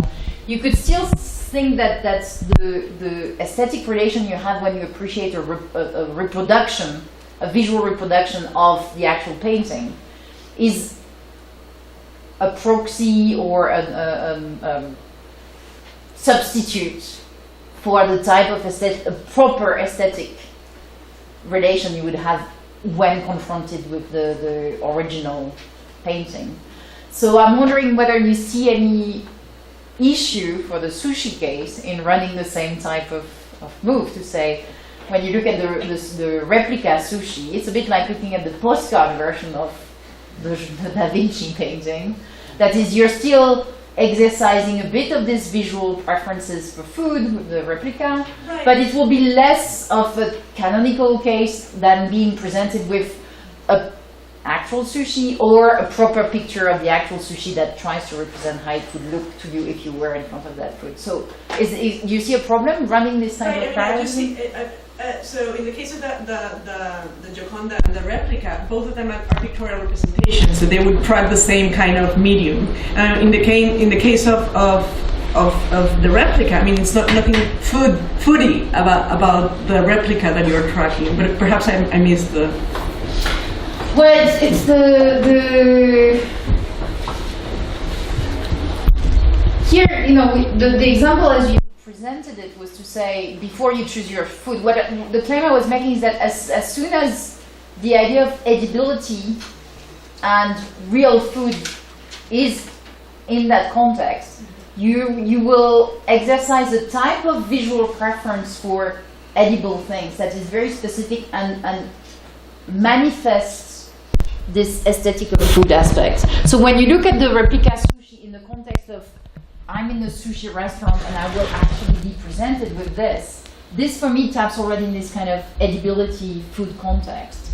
Now if you go to the museum and you see a replica of the sushi, then we're in the food as art, and this is another business because edibility is no longer at all in the picture. Something like that.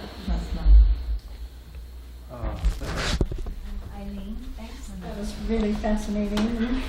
I guess I'll just ask a little bit about intention, whether, like, to say food is art because of its visual properties.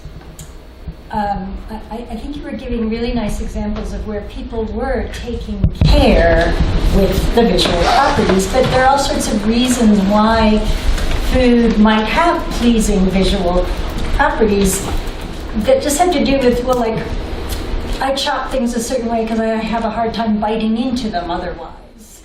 And then maybe it does look kind of interesting in that shape. But it wasn't because I was thinking visually. I was just like, I really hate big chunks of whatever it is.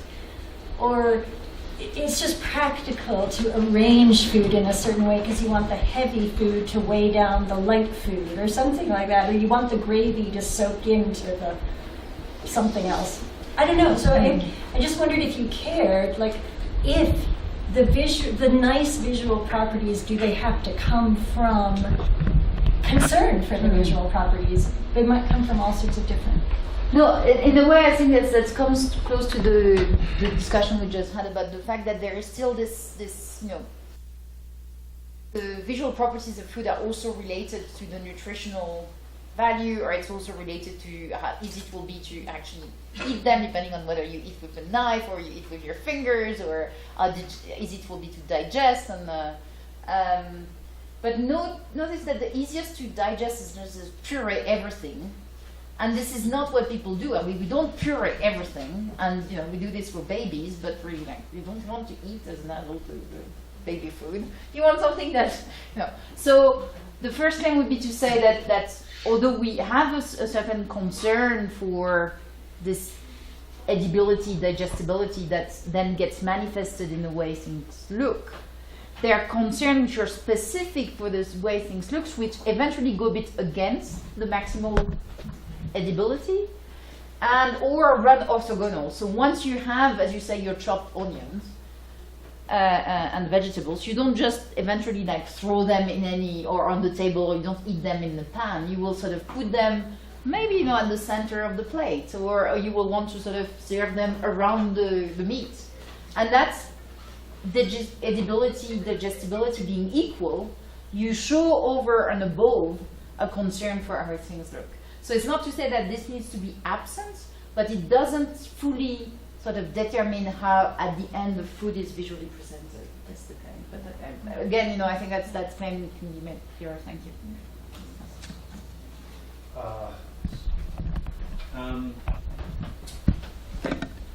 I have a question about the individual conditions of nutritional value. So you said that several times these two dishes have the same nutritional value. One looks good, one doesn't look good. And one might say, well, then they don't have the same nutritional value because it hangs on the way we integrate the notion of nutritional value. If we might have a purely third personal conception of nutritional value, which is just a matter of calorie, we might say, no, look, we have to conceive of the nutritional value as also having the dispositional property of being likely to be eaten. And in that sense, you know, the two plates, the two dishes, they have different nutritional value because one is more likely to be eaten. And if you go that way, you would have also a perfect explanation of why it's important that food looks good. Because food that looks good has more nutritional value than food that doesn't look good. So you're curious to say that basically I'm taking the nutritional value as a disposition, and you want to say if you move it to actual, then the argument. But I'm saying that you seem to be operating with a notion of nutritional value, which is completely third personal. You just take a stack of food and you say there's so much calories in this, whatever the way you shape it, whatever form you give to it. What I'm saying is that there could be another notion of nutritional value, which says you need to take the stack of food, the calories it contains, but also the disposition that it's being likely to be eaten by humans. I think that's what you suggested. That there's one component here which which is the sort of appetite. So you want to say if the food looks less good, then I will eat less of it because I will have less motivation, less appetite for eating this food.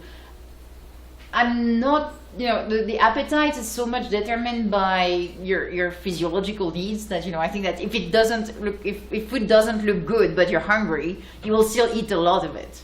So the how hungry you are and the quantities that you eat, I didn't mention them because I don't think that they really come into play until you can isolate these two ideas. I don't think there's good claims to say if you're hungry and the food looks less good, you will actually eat less of it. Now, I take it that's the reason why I excluded it. Now, I take your challenge to be to say, well, there's a way in which you could say that the visual properties are not so detached from nutritional concern if they have this motivational aspect for eating. Again, I don't think that this is incompatible with the fact that.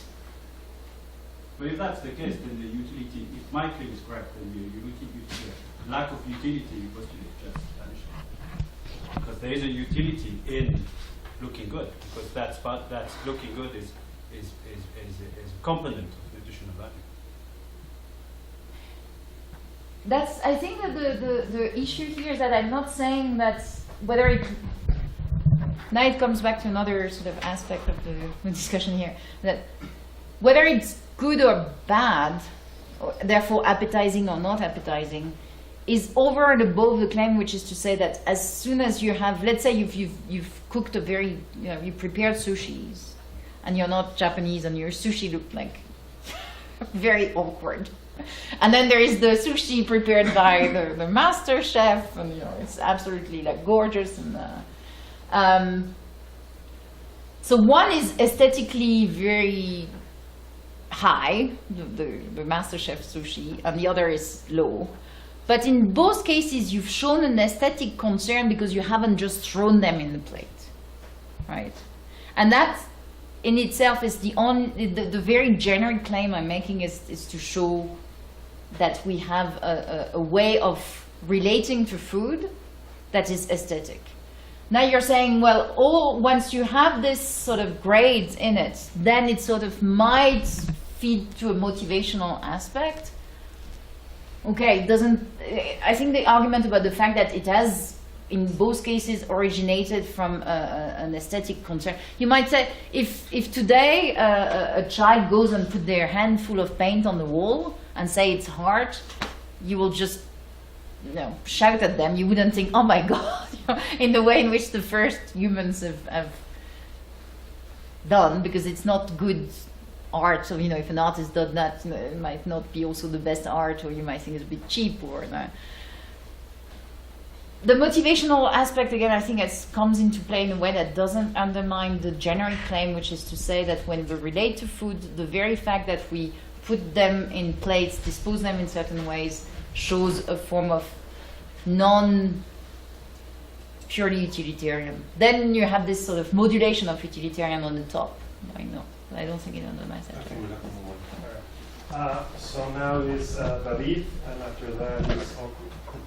Are there any other questions? He says, and then answer. No more questions? He says. David. Okay, thanks for your talk. My question is about the general claim that visual concerns on food doesn't have an utility value. It seems to me that in everyday life, our attention in the visual properties of food help us to choose the healthy food rather than a dangerous food. So it is a valuable input for our decision making about what to eat. And maybe this utility is behind the fact that we are kind of hardwired to prefer red food or yellow food than black or blue food. So what do you think about it? So I think that's I went quite quickly at saying that the fact that there is an aesthetic concern is not incompatible with, it can be co-present with you deriving the utility, in the same way in which I had this example of the painting, where you can both hang it on the wall because it hides some hole, and you find it visually appealing. The same way could hold up the visual properties. The fact that you have, as I was saying, a very ripe strawberry that looks very red, it's telling you it's full of sugar, and therefore you use that for food and decision making. The fact that that's actually what the Michelin star people are playing with, which is like to make you look at things that don't look as food as something which is edible, and it's supposed to be a very intellectual type of interest. Like you arrive in the restaurant and there's something that looks like a stone in the middle of the table, and actually that's something you can eat. And nothing in this decision making, this is fooling your decision making system. It's supposed to be more like the comical aspect of going to these places. So this dimension is here. It's a dimension with which chefs are playing. But when you have the redness of the fruit, or the nice, fatty streams of the salmon in the sushi, you can still either throw it on the plate or carefully arrange it. So over and above these properties which are relevant for decision making, we have this higher concern for how things look. And they're very weird things. I mean, that's the core aspect of that research program, is to say they're really strange aspect of visual preferences in food. For instance, nobody wants to put the vegetable in the middle and the meat around when it's served on the plate. That's no. I mean, it's then. Now I do. Yeah, that's not. But statistically, that's the kind of oddity. That's not. And people don't really, there are lots of things that suddenly we don't like, although at the end you will just eat them. One thing I forgot to mention also, which is one aspect of the semantic aspect coming from visual properties, is that, and we've done also some start of research on that, the way food is arranged on the plate tells you where to start and how to eat something. So there is a component of what chefs are now sort of going in terms of storytelling. This is the beginning of the story of the dish. This is the middle of the dish, and this is the conclusion of the dish. So it could be that food presentation has this extra level of providing a sort of guideline about the proper way to eat the food, independent of the nutritional value, because at the end everything is in the stomach and digested. So whether you start by this or that is also equivalent. But we have this sort of journey story through the dish that is guided and communicated and curated by the visual properties of the dish as well. This is a clarification question, because I don't know if I fully understood the response to that.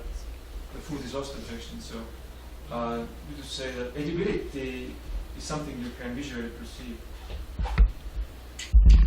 No. No, not necessarily. It's not that strong. I think in some cases, yes. That is, if I show you, normally if I show you a stone and a fruit, there are signatures, there are very distinct signatures in the brain. When you're presented with pictures of edible versus non-edible items, you respond very differently. Like you anticipate, for instance, you see an anticipatory gustatory response in the case of edible and non-edible items. But sometimes something cannot look edible, but you're told it's edible, or you're in a context that tells you strongly, it's a restaurant. And on Instagram, I think that maybe that's the clearest case, that you could have an artist that take pictures of food and dispose them in fancy ways and go to the gallery, and then you go in that respect. It's very different from, I think, the way we have to understand what's going on with the food porn and Instagram is that people know that these are situations where real foods were presented and eaten. So it is tapping into the edibility eating context. Whereas when the photograph puts a picture of interesting food, you might have thrown the food away because it was just to take a picture to put in the museum. So I don't think this is tapping in the same, this is not the same context. And your visual preferences, when you look at the photograph in the gallery, or when you look on Instagram in the edibility context, the strong claim, which is not fully established by the research we've done so far, but the direction of research said the visual preferences will be different. Is that clear? Okay. This is also, I think, clarificatory, but it's because I'm having a hard time trying to understand exactly the challenge you're trying to meet, because it seems to be demanding of food contradictory things. It seems to me that the priority or objection and what was the other name of the other objection? The shallowness objection are pulling in different directions, right? Because the priority is asking of art that it be autonomous, right? That its value be not derivative of another one. While the shallowness, it's asking you to actually not be autonomous, but actually has meaning or depth or connect to something else. So there's a tension between these two demands, and you're trying to meet both. I think it's also kind of in tension, because the way you answer about why you still think that this is representational seems to, again, not completely contradict what you say when you respond to the priority one, but still say, well, it's not that it's derived of other things, but it represents them, right? It's part of the reason why I don't think it's shallow. It's because it does have representational value. It's like kind of poetic and things like that. But commonly, when you talk about representation is also a kind of derivation, right? So this representation seems to be derived in a certain sense from what it represents. So by accepting the challenge, this challenge that food has to have some representational value, aren't you then kind of conceding that the value is going to be derivative? So, I mean, the core of the work I've been doing is more on the kind of like independence and the fact that yes, there is some specific, basically, aesthetic of food visual appearances that we can study. The shallowness objection was a way to say, could you go with me and say that food is art because of the way it looks, and still have the stronger requirements on what counts as art? I think that personally, I would be quite happy with the first one, yeah, with art being quite shallow and just discrimination being okay. So I was trying to say, but even if you're one of the people who have stronger requirements, you can still go with my claim that there is some independence thing and go for exemplification on some representation aspect. And I think when you're right in pointing the sort of tension is that representational value that I showed with the Kazuki, with the architecture and the Michelin star, will still not cover the whole of food as I want my claim to cover. So it's a bit a way of saying, even if you have a quite demanding view of art, you can still find something there for you. That's the. Perfecto. Muy buenas tardes todos ustedes, bienvenidos a una sesión más. Nuestro segundo ponente de esta sesión es Shen Yi Liao, no sé si lo pronuncie bien, de la Universidad de Puget Sound. Y él va a hablar sobre bittersweet food. Después tendremos a Alessandro Torza haciendo los comentarios. Por favor. Gracias. Okay. So I want to start with this question, or this few questions. I want you to think about these. What food do you feel nostalgic for? What memories do they evoke? Are the memories specific or general? And do you think the memories are accurate? So take a couple of minutes to think about this, and maybe chat with the person next to you if you want to.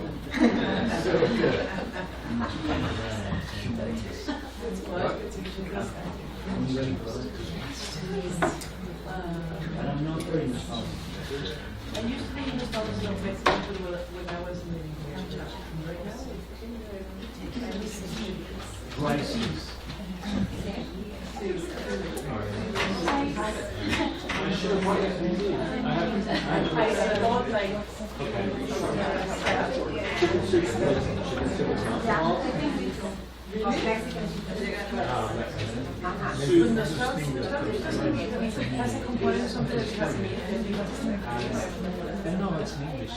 That you have lost.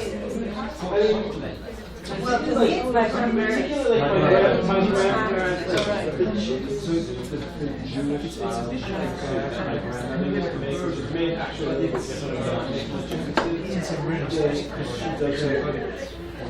My mother cooked different than it's quite she doesn't cook the chicken or fry it up in start with cold water and then she reason cold water and then heat it up so you don't get any browning at all. It's much lighter. But sometimes personal memory just have like that flavor. Okay, so we should continue this discussion further, maybe over the next breaks or lunch or something. And I think we can learn a lot from people's nostalgic food. As the previous speaker noted, that sometimes it's dangerous. I used to ask the audience responses at this portion, but sometimes people don't say the thing I want them to say. So I'm just going to tell you my responses for today. Okay, so I'll tell you one thing I feel very nostalgic for. This thing is called lo ba beng in Taiwanese. It's braised pork rice. It's kind of like carnitas with soy sauce on rice. This is a food I'm very nostalgic for. It's like it often became my lunch when I was in elementary school before I moved to the United States. But it was also because it was my lunch, and we get it from this particular shop because my parents both worked and they didn't have time to actually cook. So whereas other kids brought like homemade lunch, we will go to this place to buy lo ba beng, and that will become my lunch. And those are like the association I have with like this particular eatery, which is still near my house. It's still operating, and whenever I go back to Taiwan now, I still go back there to eat it. So even now, it still makes me think of that particular time period, or my childhood more generally, and even just a more general sense of a place, Taiwan or Taipei city, and Tianmu, this place I consider my home. Okay, so I asked you two other questions, and just introspecting my own nostalgia evoked by lo ba beng, I have two guesses about the subjective character of your food-related nostalgia, and we'll see if I'm right. First, I think it's likely to be what I'm going to call specificity indifferent. A memory of a recent event tends to be relatively specific. For example, if you recently had a meal at a really amazing restaurant, you probably have a pretty precise memory about the time and the place. By contrast, a lot of food-related nostalgia can take on specific details, but in really general in one respect. Like I can't really tell you like what day, right? It's just a very vague sense of this time period that's when I ate that, or like school lunch, like something very general, right? So a lot of times it's about an imprecise time and a place. It might also be about activity or just even a general sense of home. Okay, so second, I think it's likely to be veridicality indifferent. And that's just a fancy way of saying that I don't think it needs to be true. Given that food-related nostalgia doesn't need to be marked by a precise time and place, sometimes people say it's more feelings than facts.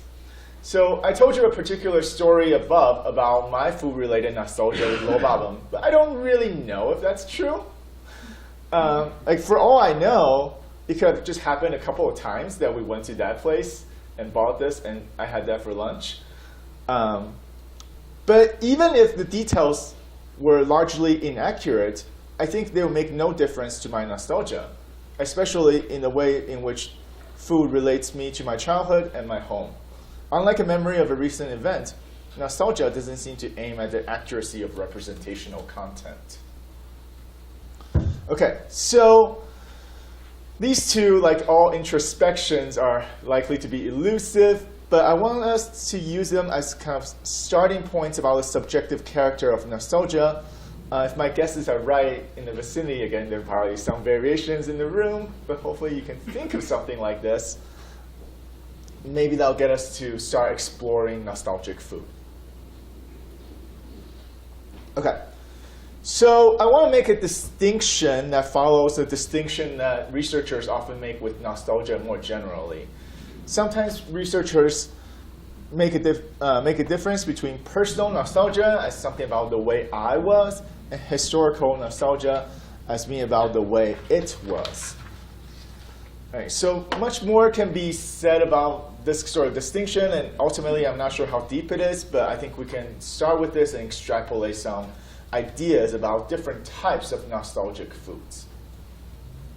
So with personal nostalgia, you might think of personal nostalgic foods, which are the ones that come readily to mind when I ask you the question at the very start of today's talk. Right? They're ones that make you personally nostalgic. And each personal nostalgic food is born of an individual's personally important experience. There's predictably much interpersonal variance when it comes to personal nostalgic foods. So lobabum is my nostalgic food. It's probably not anyone else in this room's nostalgic food, but we probably have all very different ones. And when I think of lobabum, I have this experience of being kind of bittersweet. I have some positive feelings about parts of my past that's evoked in my mind, but also some negative feelings about the present relating to a loss of that past, a loss of childhood, being away from home, and all of that. So at least that's what I think of whenever I have this in my mind, and also when I eat it. Okay, so to give you one more I think interesting example of personal nostalgic food comes from the performance artist Marina Abramovich in the form of macaroon that tastes of her. So as Abramovich describes the flavors in the press release, my grandmother, early morning, making coffee. She never trusted anybody to buy ready coffee. She would buy the green beans and then burn them herself. The smell of coffee was everywhere in the house. Then I remember the smells of fresh basil, thyme, cardamom seeds, and exotic smells from the trips I took later on, and remember exploring volcanoes and waterfalls. I remember this feeling in the early morning when I see the line of the sea just meets the ocean, and ocean meets the sky. All of this in this macaroon of me. Okay, so you can buy Abramovich, or you could buy at one point Abramovich macaroon, $3 for $99. Despite this commercialization, I think it remains a distinctively personal nostalgic food. Right? The combination of smells and taste evokes nostalgia for Abramovich herself, but they don't evoke nostalgia for you because those are not your experiences. Right? So the macaroon only promises consumer a taste of Abramovich herself, not a taste of your own childhoods. So contrast that with what I'll call historic nostalgic food. These are ones that have the social function of evoking nostalgia for a wide variety of individuals. For example, very few people can read this, but this says gozabi, which means literally taste of old. So a lot of food are now marketed as gozabi, meaning like this old traditional taste, and I'm sure you can find similar types of marketing everywhere in the world. This idea of comfort and retro food, this kind of historic nostalgic food aims to have consumers recall a culturally important past that's associated with that food. Even, as strangely as it might seem, a past that has not been personally experienced by some of the consumers. Right? So, like personal nostalgic food, historic nostalgic food is often experienced with this bittersweet feeling, and with some positive feeling about the past and negative feeling about the present. So a lot of times when you look at the marketing of historical nostalgic food, a lot of times they emphasize a kind of simplicity to evoke a simple, idealized past that consumers can feel good about in contrast with their complicated, concrete present.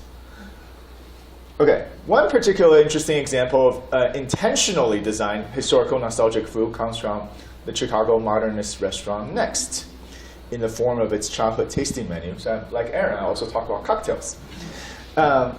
So this is part of a tasting menu called Childhood, and this is the start of the meal. All right, so I'm going to borrow a description from a Chicago Tribune food critic, Phil Vettel. And he offers a particular interpretation of and a way to appreciate the opening course. As the meal begins, you're confronted by 3 cocktail glasses containing an olive, cherry, and a bit of celery, respectively, along with the corresponding tablespoons worth of martini, Manhattan, and Bloody Mary. I actually waited for the glasses to be filled before a waiter informed me that the presentation was complete. And then I caught on. The presentation mimicked the sip of Dad's cocktail experience. Ideally, one would accompany each sip with a furtive over-the-shoulder glance. So, as the name of the tasting menu indicates, this course is intentionally designed to evoke childhood nostalgia. However, the success of the course, insofar as it's successful, lies in its ability to evoke nostalgia for a wide variety of consumers coming from different times and places. Right? If Vettel's response is indicative, then the course is impressively evoking a kind of nostalgia that's born from personally important experience in a way similar to personal nostalgic food, even though it's not specific to any individual, unlike the personal nostalgic foods that we talked about earlier. Right. One way to see that nostalgia is a crucial component of this course is that without nostalgia, you just have 3 stingy servings of familiar cocktails, which would not be very fitting of a restaurant like Next. Okay, so not all historical nostalgic foods are creations of gastronomy geniuses or marketing machines. Quite often, they're emergent products of particular periods for particular cultures. A larger number of these, like budai jjigae, the Korean dish that's a military stew in which spam is an essential ingredient because this was during the war, and that's what they had. Or this, bundegi, which is a street food snack that consists of silk-warm pupae, the product of conflict and post-conflict eras when food supply is constrained. And these foods can be consumed and enjoyed without nostalgia, but I think their kind of cultural and aesthetic importance are grounded in the historical nostalgia, even for consumers who have not personally experienced the respective time periods. Right? Like, for some people, at least, I think to have the kind of historical nostalgia is a part of the experience of eating budai jjigae or eating bundegi, even if you were not in the military during the Korean War. But it makes you think of that time period. Okay. So I'll give, again, a particular interesting example of this kind of culturally emergent, historic, nostalgic food. And it comes from the use of canned red tomatoes, as opposed to the traditional pickled green tomatoes in Georgian cuisine after the dissolution of the Soviet Union. So to be clear, this is about Georgia, the country in Europe, not Georgia, where Aaron is from in the United States. So during the fourth and fifth five-year plans, the Soviet Union invested heavily in industrial canned food production in Georgia. And in turn, canned fruit and vegetables became central to Georgian cuisine. So when industrial canned food became unavailable after the dissolution of the Soviet Union, many Georgians turned to home canned fruits and tomatoes in their search for these historical nostalgic foods, which resulted in hyper-endemic botulism across the country. As the anthropologist Elizabeth Cullen Dunn argues in her case study, botulism is, first of all, the product of a locally specific nostalgia, dietary desires evoked by a state that no longer exists. people who want canned red tomatoes are hearkening back to a taste of the Soviet Empire, to a world in which an industrial state provided food to its citizen consumers as a way of linking them to a bodily politic. The yearning for red tomatoes is thus not just the longing for vegetables, no matter how tasty, but a culturally and historically specific longing for a life world that was predictable, even if it was predictably awful. A state whose existence one could perceive in the material objects of daily life, and a regulatory environment that provided a measure of physical safety and existential security that no longer obtains. So the use of canned red tomatoes clearly has the social function of evoking nostalgia for a wide variety of individuals. On Dunn's analysis, post-Soviet Georgians' nostalgia for canned red tomatoes includes a representationally rich association of canned red tomatoes with a predictable and predictably awful Soviet state, and complicated and nuanced emotional responses, and a desire that's so great that they literally risk dying for it. Okay. So as the foregoing discussion shows, we can cut nostalgic food along one dimension, the personal versus historical dimension, but we can also cut it among a bunch of other dimensions. Right? As I've noticed, some historical nostalgic foods are intentionally designed, others are not. Many personal nostalgic foods and historical nostalgic foods are comfort foods, but some, like Abramovich macaroons and next 3 cocktails, are clearly not. And while most culturally emergent historical nostalgic foods are intertwined with some notion of authenticity, there are some intentionally designed historic nostalgic foods, and most personal nostalgic foods are not intertwined with the notion of authenticity. So I just want to point out the heterogeneity of the category. It really cuts across lots of different dimensions. And that's why I'm hesitant to say anything super general about it. Well, I'll say something kind of general about it, but just want to note the heterogeneity. All right. Here is one thing I do want to emphasize, that there's a kind of subjective and psychological similarity underlying nostalgic food that can be different along all these respects. Right? Sorry, and I should say there will be a handout coming during the Q&A period, so you don't have to worry about writing everything down. I have it for you, but I just want you to listen to me. Okay, so our aesthetic experiences of both involve more than just mere sensations of taste and flavor. They involve representations, they involve emotions, and they involve desires. Right. So I think it's important to acknowledge the wide variety of nostalgic foods, but it's important to remember their commonalities. And it's from these commonalities that I'm going to start investigating a cognitive science of nostalgia, and then a cognitive science of nostalgic food. Okay. So I don't know what your understanding of nostalgia was. According to one account, the traditional understanding of nostalgia is one that's pathologized and medicalized as a mental illness rather than being recognized as just another aspect of our complex mental lives. So on the traditional conception, people think about nostalgia consisting of retrieving autobiographical memories of one's home and often only negatively valence emotions and a desire to return to one's homeland. Okay, so maybe there's something to this, but the cognitive science Philippe de Burger has synthesized recent empirical research from cognitive science on memory to propose a more modern conception of nostalgia.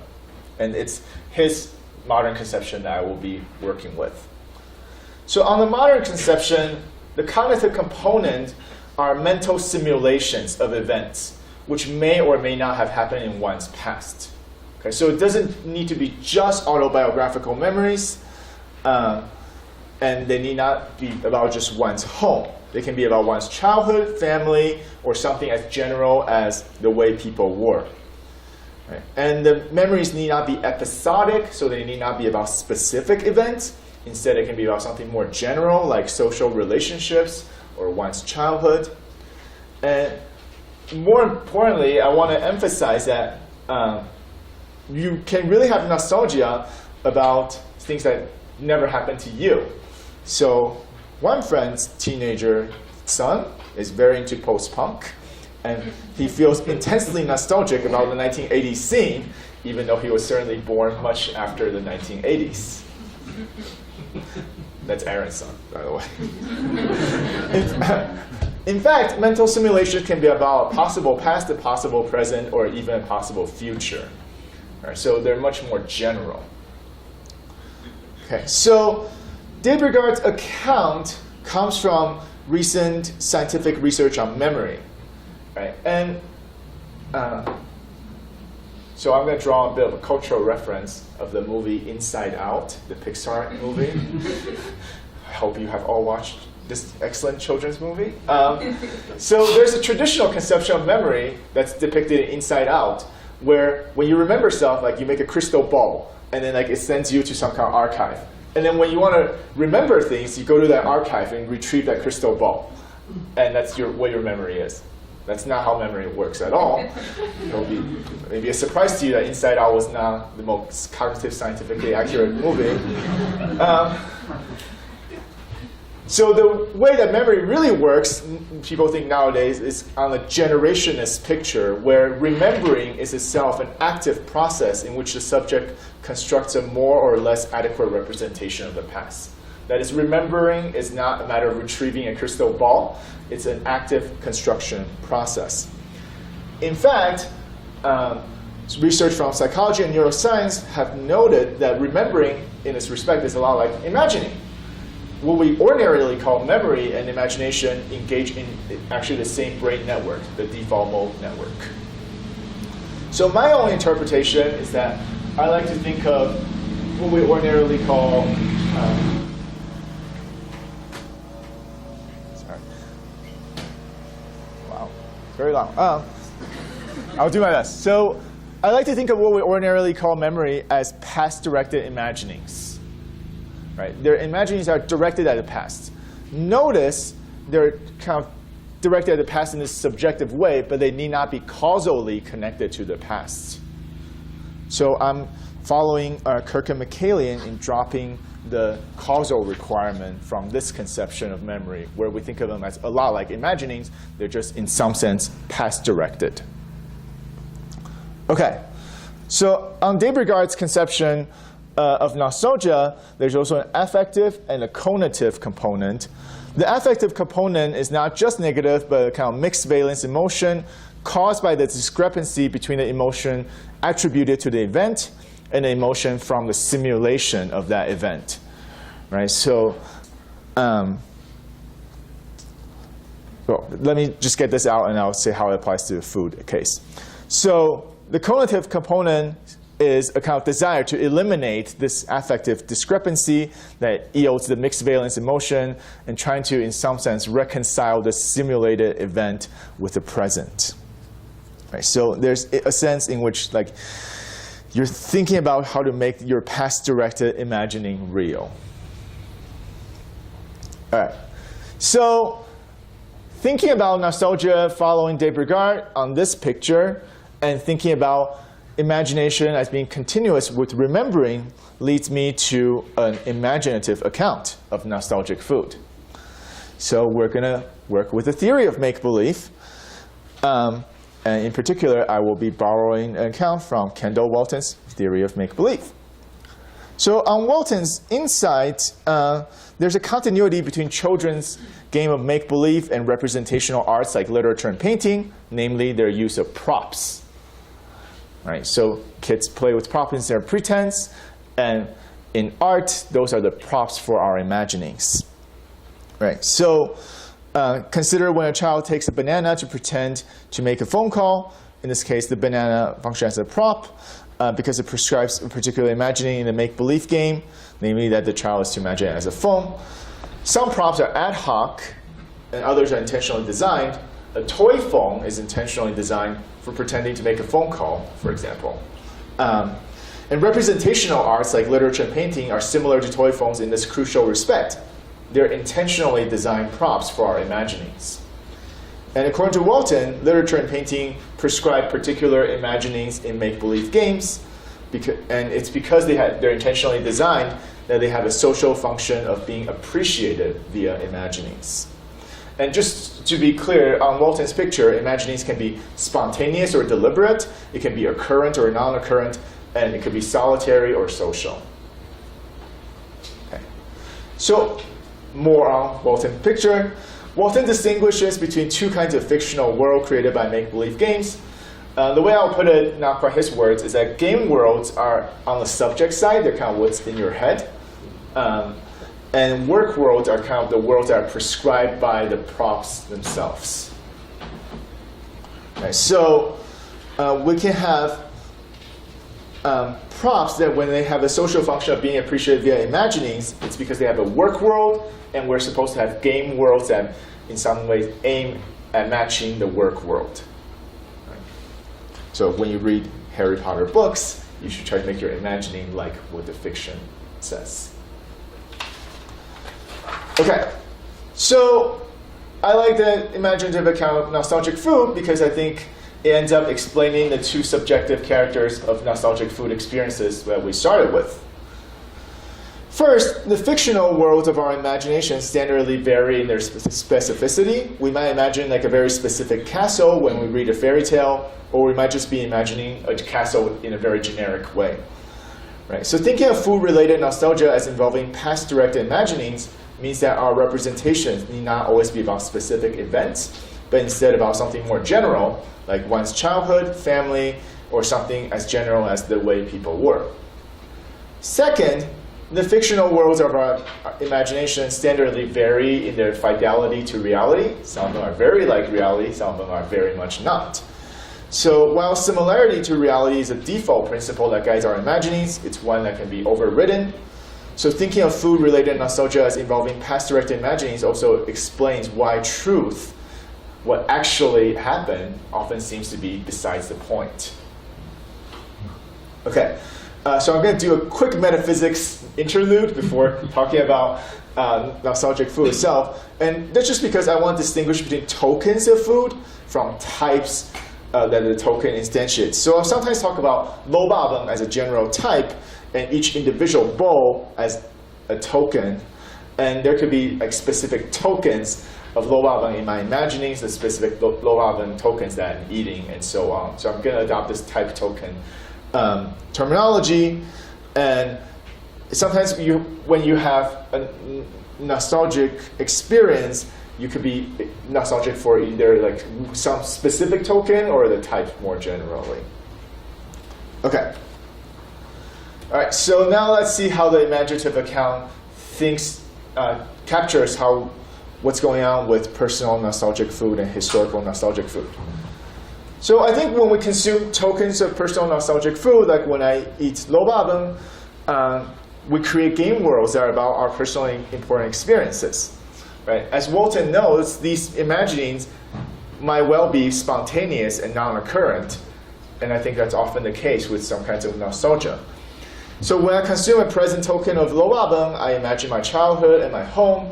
Some of my imaginings might be about specific moments, but others are more general impressions. I might start with imagining eating a past token of lobabang during school lunchtime, and then I might imagine buying with one of my parents the night before, and so on. And some of my imaginings might actually be true. Others might not be, perhaps especially in the ways that they're affectively colored. Right. So as is the case with nostalgia more generally, the tokens of personal nostalgic food evoke mixed valence emotional responses. I have some positive feelings about this imagined past and negative feelings about the gap between that imagined past and actual present. Right? And one thing I want to note is that our emotions are often simultaneously directed at both the food token that's being consumed and the food token that's being imagined. Right? And that's where the discrepancy comes from. I have some negative feelings. So all the time, as I said at the beginning, I often go back to eat and sort of never taste as good as I remembered it. There's this discrepancy between what I'm actually consuming and the thing that exists in my imagining. And nevertheless, I always go back and eat at the same place because I have this desire, however quixotic it might be, to try to reconcile the experience present and the imagined past. Okay. I don't know, maybe I'm extra nostalgic, but I hope this is relatable for some of you. All right, so now let's move on to not just personal nostalgic food, but historical nostalgic food. The psychological processes are mostly similar, But in this case, what we do is try to create game worlds that are not just our own, but game worlds that match the respective work worlds. Right? So go back to this quote about the cocktails. Right? And then I caught on. The presentation mimicked the sip of dad's cocktail experience. One would accompany each sip with a furtive over-the-shoulder glance. Right? I think there's a way in which the right way to consume that dish is involving some kind of past-directed imagining that has to do with taking your dad's cocktails, even if you never actually took your dad's cocktails. Okay. And for example of how this works with a kind of culturally emergent historical nostalgic food, go back to Dunn's analysis of the Georgian canned red tomatoes. I take it when they appreciated homemade canned red tomatoes, they participated in a make-believe of a life world that was predictable, even if it was predictably awful. Parts of the make-believe might be specific, maybe moments of consuming food made with industrially canned red tomatoes during the Soviet era.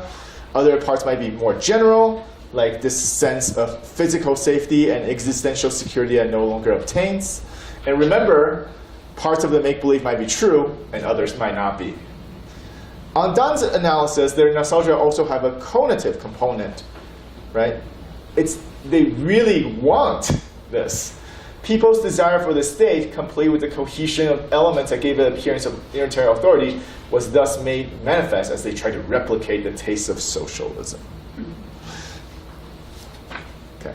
And Dunn doesn't explicitly discuss it, but you might suspect there's a corresponding affective component that involves a kind of feeling of security toward the past and a fear of uncertainty toward the present. Again, a kind of mixed valence emotional response. All right. So I've mostly focused on articulating an imaginative account of nostalgic food. I've focused on the three components of nostalgia identified at the Date Regard. But I want to say a little bit about, because we still have to eat the food, we still have to look at it, we have to touch it in some cases. There's some kind of tactile sensation, right? Maybe with our tongue. So I want to say a little bit about the interaction between imagination and perception. So as I see it, there's three possible models, and they're not mutually exclusive. So it might be that one model is more suitable for one case and one's more suitable for another case. So one way this might happen is via what's called cognitive penetration. So the phenomenology and contents of our percepts are causally sensitive to cognitive mental states that we have, like imaginings, right? So you might think the reason why the low bottom doesn't taste, the way the low bottom tastes to me might taste different to you has to do with the way that my imaginings enter into my perceptual state, right? So it's possible that we would literally smell and taste the same token of low bottom differently because of the way that I have these extra mental states, namely my past directed imaginings that you don't have, that ends up affecting how things are perceived. All right, maybe you don't think this is the most likely model, so let me give you two other ones. Imagination might influence perception indirectly via expectation. So as philosopher Carolyn Korsmeyer has articulated, our perceptual experience with food are often shaped by our expectations. If you have an alcoholic beverage that contains an insect larva, it might be really delicious if you know it's a mezcal, and you might not taste it as so delicious if you think it's not a mezcal. Right? So expectations are often the works of belief, but they can be works of imaginings too. Right? So in the expectation model, unlike the cognitive penetration model, the respective bare sensations will be the same, but the higher level percepts or the overall perceptual experience might differ. Right? So that's another way in which we might end up having different perceptions of the same token of low bottom due to our different imaginings. All right. Third possibility is that imagination might blend with perception to create mixed representation. And here I'm drawing on the work of philosopher Robert Briscoe, who has introduced this notion of make-perceive to refer to hybrid experiences that involve both a bottom-up perceptual component and a top-down imaginative component. So a little different from the other cases, this is where the imaginings are kind of projected onto or material anchored to the perceptions. So he gives the case of there are these sailors that use stars to locate where their ships are, and what they do is project their imaginings of the locations onto the stars and have a kind of mixed format representation. Right? So that's another possibility of how we taste nostalgic food. We might have a mixed hybrid representation that's partly perceptual and partly imaginative. Okay. All right, so this is the stuff I care most about, to try to give a story about our experience with nostalgic food. And then there's the second part of the paper where I want to say a little more about how this might tell us something about food as art. So as Aaron mentioned, I'll go back to Elizabeth Telfer, who famously argued food is only a minor art. Right? And why is food a minor art? She offers 3 reasons. 1, she says food can only be transient. Major art must not be transient for 2 reasons. It has to be around long enough to be contemplated, and it has to have the chance to speak to different generations. So since food is not around long enough to be contemplated, let alone around long enough to speak to different generations, it cannot be major art. 2, she thinks food cannot have meaning, or at least significant meaning. Major art tends to be representational because it has the capacity to tell us something about the world and about ourselves. Some non-representational arts, like music, can still be meaningful because they manage to express emotions in themselves, according to Telfer. But, she says, food can only be a vehicle via which the cook expresses emotions.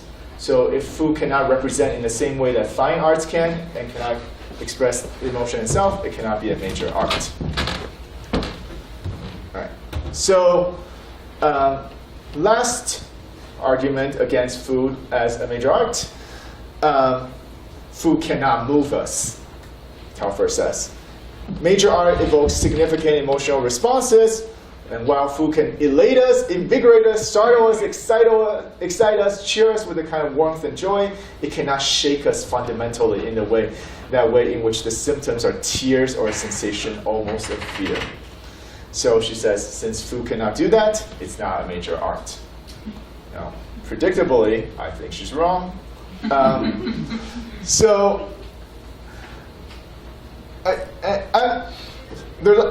lots of ways of arguing against Telfer. I'm actually going to just take on board all of her 3 criteria assumptions. I don't really believe them, but I'm just going to take them on board for the sake of the argument. Right. I think there's something deeper that's wrong with the Telfer model. Right. Namely, I think all of her reasons for why food is only a minor art depends on the implicit assumption that the aesthetic experience of food is primarily sensory. And it's this assumption that I ultimately want to challenge. Right? So my contention is that the role that imagination plays in the experience of food is relevantly similar to the role that imagination plays in engagement with recognized major arts, like literature and painting. So I should say I am not the first to make this argument. Korsmeyer seems to make a version of this argument, even though she seems to also share Telfer's contention that food is only a minor art. So Korsmeyer talks about imagination's role when she talks about the practice of food science labs, which seeks to, as much as possible, quarantine tasters' imagination from their experience of the food that they're tasting. And Aaron Meskin has explored imagination's role in the aesthetic experience of food by thinking about mock food, like mock meat, where imagination seems to play a role as well. Okay. So I'm going to focus on just historical nostalgic food for simplicity, and I'll say each of these points that Telfer made is incorrect. So Telfer thinks that food cannot be around long enough to be contemplated because she's thinking about just the sensory experience of food.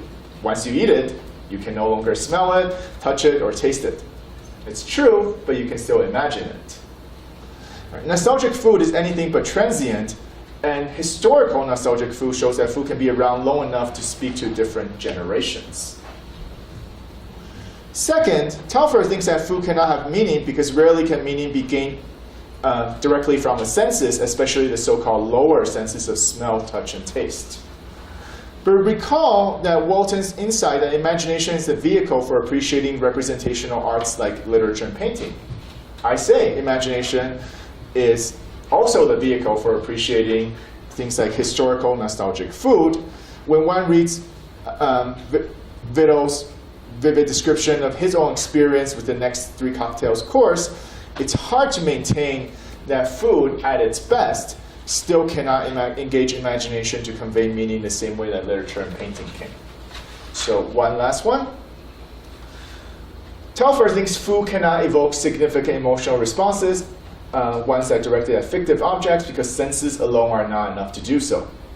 And I just think that's not true. As many people can attest, personal nostalgic food can certainly move us in deep ways, including tears and fears. But even historical nostalgic food, maybe not the mass market ones, but the really good ones like Next, have the potential to do the same. Right? And when you think about Vittle's suggestion that each cocktail sip be accompanied by a furtive over-the-shoulder glance, it seems like the nuanced mix of fear and excitement is not only a fitting response, but central to the aesthetic experience of those cocktails. Right? So finally, I just want to say that's not like all historical nostalgic food is art. There are a wide range of possible interpretations, much like literature and painting. And there are some successful ones and not so successful ones. But the key is that just like literature and painting, they involve the imagination, and that's why they're so central to our human experience. Thank you. Thanks for the paper. I will start by quickly rehearsing a couple of points of sense stimulating and mouth-watering talk. Although the Georgian canned food part was not that mouth-watering, but anyways, you got the idea. So Sen aims to accomplish at least two things. First, give an account of food-induced nostalgia, and argue that food should be considered a major art form. So Sen starts with some data. Food-induced nostalgia is an experience which can be either specific or generic. It can be accurate or inaccurate. It can be personal or historical. Now, how can this data be explained? He appeals to two main premises.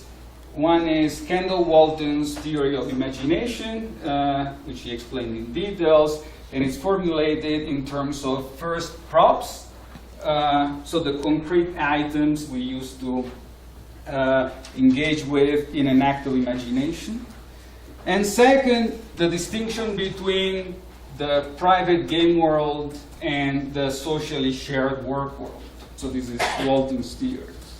The second premise of Sam's is the thesis that food-induced nostalgia is a variety of imagination and is therefore subsumed by Walton's theory. Accordingly, Sam tells us that food tokens are, quote-unquote, props for our past-directed imaginings. The content of such acts of imagination can be so either specific or generic, accurate or inaccurate, etc. So the features of imagination end up explaining the features of food-induced nostalgia.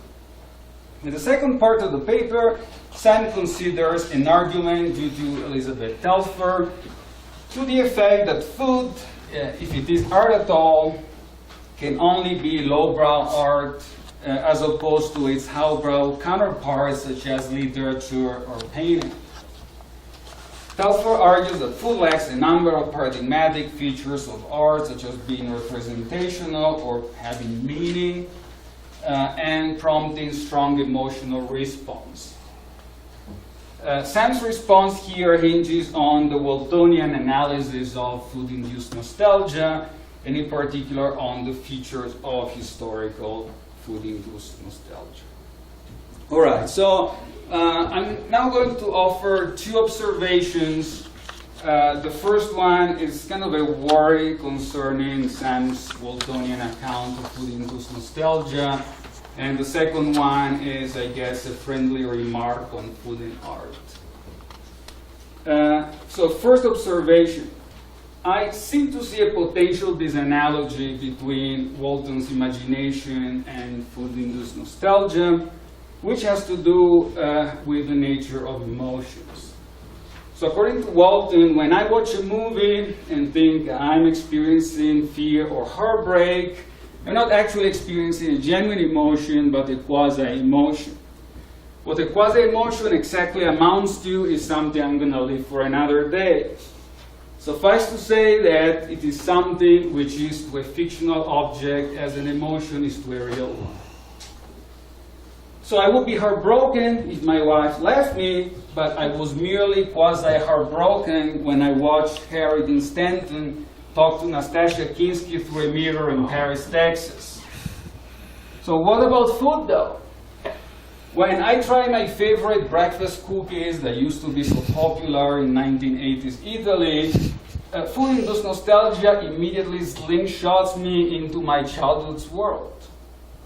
Yet I take the emotions that accompany that nostalgia, happiness, melancholy, etc., to be genuine, although the content of my food-induced nostalgia may be somewhat inaccurate. In other words, it seems to me that food-induced nostalgia triggers emotions rather than quasi-emotions, and that makes it unlike Waltonian imagination. So, second comment, in his response to Telfer, Sam introduces his argument strategy as follows. Quote, we will focus on historical nostalgic food in defending food as a major art. The reason is that with personal nostalgic food, there is only a game world and no work world. By contrast with historical nostalgic food, the subject is creating a game world that aims at the work world, unquote. The argument's main structure then seems to be major art is constituted by work world, historical nostalgic food involves a work world, therefore historical nostalgic food constitutes major art.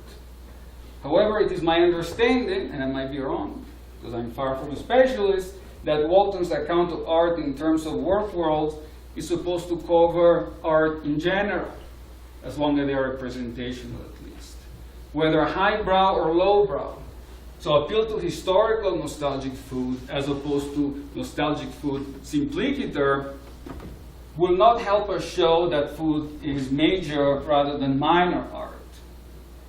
In fact, when the author fleshes out his reply to Telfer, he does so by appealing to features of nostalgia, such as its representational character, which are orthogonal to the personal versus historical distinction. For example, we read, quote, historical nostalgic food can evoke imaginings and with it meaning, unquote.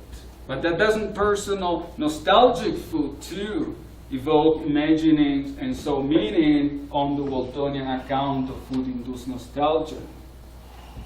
We also read, quote, as many people can attest, personal nostalgic food can certainly move us in deep ways, including tears and fears. But even historical nostalgic food holds the potential to do the same, unquote. So here it is clear that the historical aspect is really redundant to the argument. So it seems to me then, and this is the friendly part, that Sam's reply to Telfer turns on nostalgia, period, rather than historical nostalgia, and can therefore be generalized. That's it. Thank you. Muchas gracias. Quiero agradecer a Alessandro por sus comentarios. Vamos a empezar la sesión de preguntas y respuestas. Primero va a tener Sam tiempo to reply to Alessandro. Voy a tomar preguntas. Les recuerdo que si ustedes no quieren hacer su pregunta en inglés, pueden hacernosla en español. Nosotros trataremos de responderla. And I also want to remind the English-speaking members of the audience that a lot of us are not native English speakers, so try to do your contributions as loud, slow, and clear as possible. Thank you so much. I'm going to give you time to reply to Torsa, but please during that time raise your hand so I can make a list. O hacer una lista de los que quieran. Thank you. Muchas gracias. Okay, as a non-native speaker of English, I appreciate these rules. I'll be really happy if Alessandro is right that I don't need to go to historic nostalgic food to make the last part of the argument. In a way, that would be great. I think I still need to think through, and I'm just not sure. I was worried about like there would be people who we were like, suppose like I have a lot of like vivid imaginings and feelings with like that yellow jacket, right? But then like just like a weird psychological quirk, and then you might think like that doesn't say anything about that being art, even though I have like lots of imaginings and emotional responses to it. So it seems to like in some ways have to come from the work. At least that's why I was trying to go through the historical nostalgia one. But I take the friendly suggestion. I'll be very happy if people are happy with that. I want to say a little more about the quasi-emotions point instead. So it's hard to talk about this without getting to extended Waltonian exegesis. But I don't... Let me put it this way. I think the Walton distinction between emotion and quasi-emotion cannot be something that has to do with whether something is like truth or non-veridicalness. So compare, right? I think on Walton's account, insofar as we think about lots of documentaries as art, and we have like emotional responses to documentaries, I think for him, those would count as quasi-emotions. At any rate, I like a kind of, I don't know what actual Walton thinks, I like a kind of Stacy Friend interpretation of Walton, where fiction is a technical term that just really refers to make-believe worlds, and some of which are fictive in that it's not true, and some of which are non-fictive in the case of documentaries. So, I have more to say about quasi-emotions, but I think the thing I want to say about childhood nostalgia is that I'm also not committed to whether your childhood nostalgia is true or not. I think sometimes they're true, sometimes they're not. Probably they're a mix of both. So I think insofar as you have emotional responses to it, they might be quasi-emotions in the sense that they involve some kind of make-believe world. But this doesn't commit either way about whether them being true or not, or false or not. And they can be just as affectively real as so-called genuine emotions. I think there are some more subtle normative differences, but yeah, so I think I'm actually pretty happy calling all the nostalgic responses quasi-emotions, but on par with the sort of quasi-emotions you might have to, let's say, a documentary about the Holocaust, or other kind of documentaries where you have these emotional responses to things that actually have happened. Professor Ellie? Yes. Thanks. Again, really interesting. And I thought your talk was interesting also in relation to the first talk, Ophelia's talk. I think I'll ask about food as art. And your claim about these foods as art seems to me to really lower or eliminate the aesthetic relevance of food in that, well, in the sense that the food doesn't have to be good, it doesn't have to be special, it doesn't, I don't know, I thought it was quite interesting. It does, I guess it does have to be food. Yeah. But anyway, I guess that's what I'll leave it with that. Thank you. So, I guess one thing I want to disambiguate is that art gets used in all these different senses. I'm not using here in like a praise kind of sense, where I'm saying like something's art and therefore it's good. As I said, to say food is art is compatible with saying that there are aesthetically successful ones and not so successful ones. In the same way, when you say painting is art, you're not committed to like every painting is art. Like, I think you're committed to something more general. Painting isn't art. At any rate, so I guess I do think the next cocktail and childhood menu is aesthetically good. And so think of that as an exemplar of how there can be,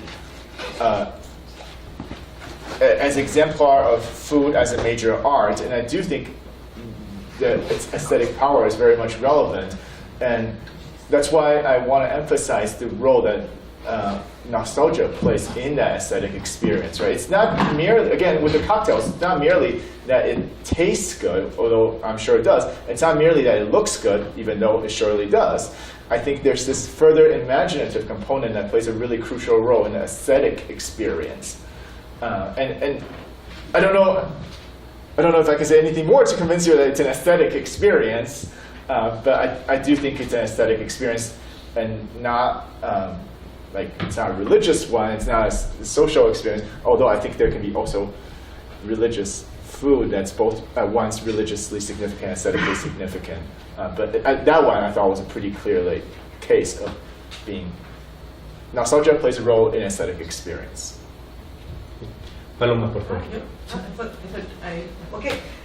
Sorry, I wasn't prepared. This is just a question for clarification. So, in historical nostalgic foods, you say that the game world is aimed to match the work world instead of the Yeah. Right. So, but I mean, the work world is prescribed by the object you mentioned before. Yes. But what's the object? Reality? And if it's reality, I mean, in general, because so for example, I mean, if I grew up in Venezuela, I'm sure that all people my age, if you told them about the cocosete, which is a food that we ate when we were, I mean, like something that all people in my generation would have experiences with. Yeah. That's part of reality, but not everything that happened at that time that might be prescribed by reality is something that would be significant in the sense that as a cocosete is. So how do you? Yeah. So I was thinking the object as like the dish. So in the case of like the cocktails, like it's the cocktails. That's the object. In the case of the Georgian canned red tomatoes, it's like the dish that's made with the canned red tomatoes. And I think that's the thing that's doing the prescribing. Okay, Ofelia, por favor. Like in the same way, sorry, just in the same way that like I think when we talk about toys have prescriptions, like a toy gun having prescription about how to use them, I think it's like the toy that's doing that prescription, right? So it's the prop that's doing the prescribing. In this case, the prop are like those things you eat. Right. I guess that my problem was that if there's something, I thought that the historical nostalgia has to do something with intersubjectivity. So how do you know which one? I mean, how do you? Well, I'll talk to you about it. Yeah. Yeah. Sorry. Yes. Ofelia, por I favor. think it sort of follows a bit from the same point when you said that so there's this point about the specificity in difference, the nostalgia in your account, and then later on when you were talking of this type token, I was quite surprised because I was expecting you to say that as we experience a token of the food that we used to have during our childhood, we were relating to the type and not a token of that food, because there are nostalgia for something which is quite unspecific and it's more set. So maybe it's not a type in the metaphysical sense of but certainly not a specific token. Our nostalgia is not for a token. Like Proust has no nostalgia for a token of the Madeleine. He has a nostalgia for his Aunt Madeleine. Yeah, good. So I was there purposefully hedging because I want to capture both. So when I say the experience is specificity indifferent, it doesn't mean that it's always general. I think sometimes it can be very specific too. So I want to say that both are possible with nostalgic experiences, right? So in the general case, I think what you do have is you're relating to the type. In the specific case, I think you're relating to a token in the past. Right, so like so you suppose you have like a really specific nostalgia, which I think is possible, and it's about like a very particular food token. I think you are relating back to that food token rather than a type in general. Right, so that's the reason why I need both. I need both your present imagined token can relate both to a type and like a previously existed token, because to capture the fact that nostalgia can be either general or specific. Right? So I'm not saying that when specificity indifferent, I'm saying that it could be either general or specific. I'm not saying it's always general. So I think the Proustian one is general, but again, I want to make room for different possibilities. Laura, por favor.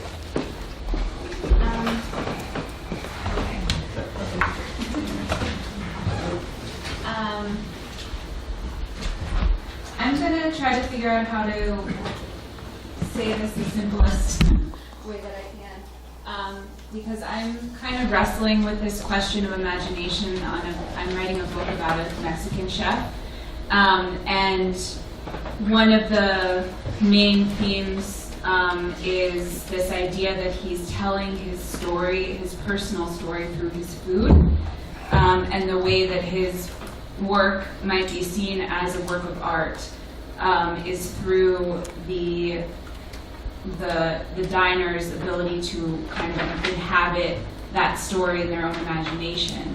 But I've also been thinking a lot about, for example, stories that people tell me about going into like a mountainside village in Oaxaca and eating a fresh made tortilla, you know, in the morning at dawn when there's still dew on the grass, and that there's something about that could be considered high art at the same time. So I'm curious about your, like, in thinking about food as being capable of being high art, how you sort of see the very refined kind of very intentional experience that certain restaurants make to tell a story to the person eating, as opposed to stories that sort of emerge in our own imaginations through experience without having kind of a secondary interlocutor to tell us what that story should be.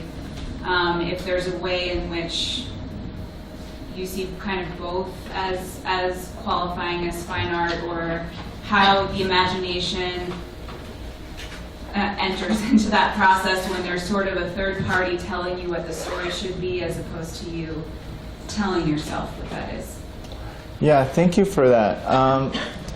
I think that's a really helpful sort of considerations. And I think, let me try to make my argument, or at least what I'm trying to do with my argument, a little clearer.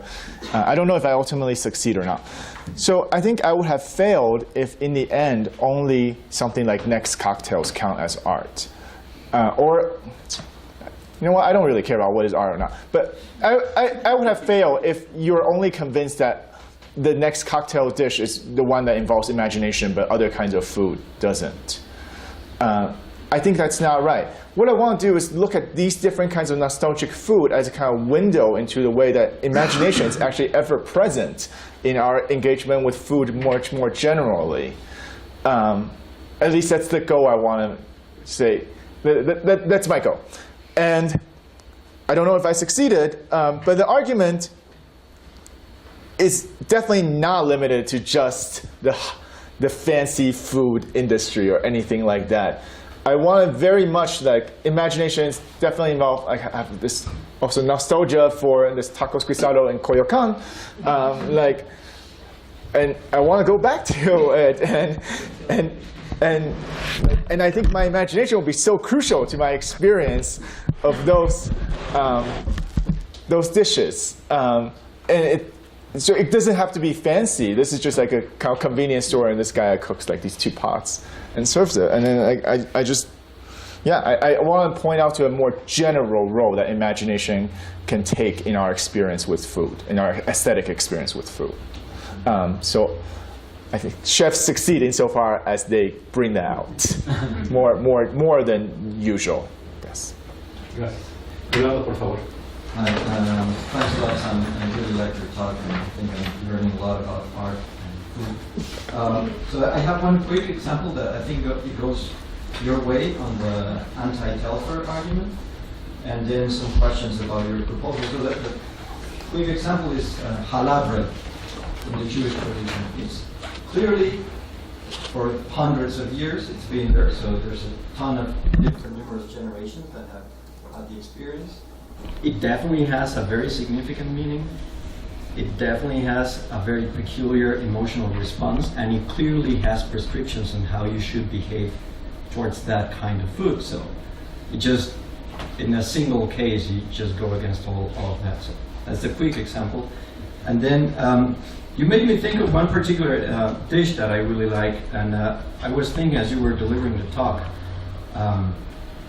what I like about it is basically that it reminds me of my father, because he's the one that introduced me to the food. And what I'm imagining is not really the piece of the dish that I'm eating. I like eating that because it reminds me of being with my father and learning things with my father. So I was wondering if you're forced to say that we need to imagine about the token of food, or if just imagining something directly associated with that piece of eating is something that allows for an aesthetic experience there. So that's one question. The other one is, you seem to split things between imagining the past and experiencing the present, but couldn't you just allow for us imagining the present? As I'm eating that, I'm imagining myself in a way that I'm not really there. I'm not eating that with my father. And last thing is just last quick thing. It isn't clear to me that there's a big distinction between the three options you had, the cognitive penetration, mainly the first and the third, the cognitive penetration, yeah, and the mixed representation. And they just sort of the same thing. If there's cognitive penetration, then my perceptions are affected by my imaginings, and the result is a mix of perception and imagination, just as the blending of the mixed representation. So I'll take them in reverse order. Just on this technical point, I was thinking that roughly the first model is one where imagination directly causes a change in perceptual state. The second model is where imagination indirectly causes a change in perceptual state. The third option is where there's a different state that is constituted by both imagination and perception, so a hybrid state. So the first two options are causal, and the third option is constitutive. So that's why I think of them as different options. I'm just putting out models. I'm not committed to any of them specifically, but I just think we should bring it back to how things taste, after all, since we're talking about food. And this is some ways of bringing it back. Okay, so on your point about imagining the present and maybe imagining the future, I'm completely on board with that. So that's why I think imagination is a more general cognitive state, and memory is one sort of imagination. It's a past-directed imagination. So remember that on Debrigard's model of nostalgia, he thinks about mental simulations more generally, what I would call imagination. And I think it's definitely possible to eat and also imagining the present as well. So I'm happy with that, more role for imagination to play. On the hollow bread example, I wasn't really sure the work you wanted that to do, and maybe we can talk more. But I'll just say that often when I give this talk, people will bring up like the Passover Seder meal as an example of another kind of food with a lot of imaginative content associated with it. I didn't want to use that example in this particular talk because while I personally think you can't neatly disentangle like religious experience, religious value, aesthetic experience, aesthetic value, and all sorts of other these normative domains, I was worried that someone think that the imagination is only playing a role in the religious experience there. I don't think that's true, but I just didn't want to use that as my example to avoid that kind of objection. But I personally would be very happy to think the experience is at once religious and aesthetic and social and a bunch of other normativity-laden stuff that's made possible by the imagination. But to be fair, I have never had a Passover Seder meal, so this is just me imagining it. Thanks, Sam. I wanted to ask about the imagination claim. So I'm convinced that there's like a cognitive state underlying nostalgia and food nostalgia, but it was feeling to me sometimes that it's more beliefy than imagination. So I was thinking both nostalgia seems to be a bit more will dependent. Less will dependent than lots of imagining. So I don't feel like I can just stop feeling nostalgia for my grandmother's chicken soup. Mm-hmm. That kind of makes me think of it a bit more like it's linked to a belief than an imagining. Yeah. So that's one thing. Also, in terms of like evidence resistance, I mean, if you told me like my grandmother never made that chicken soup for me,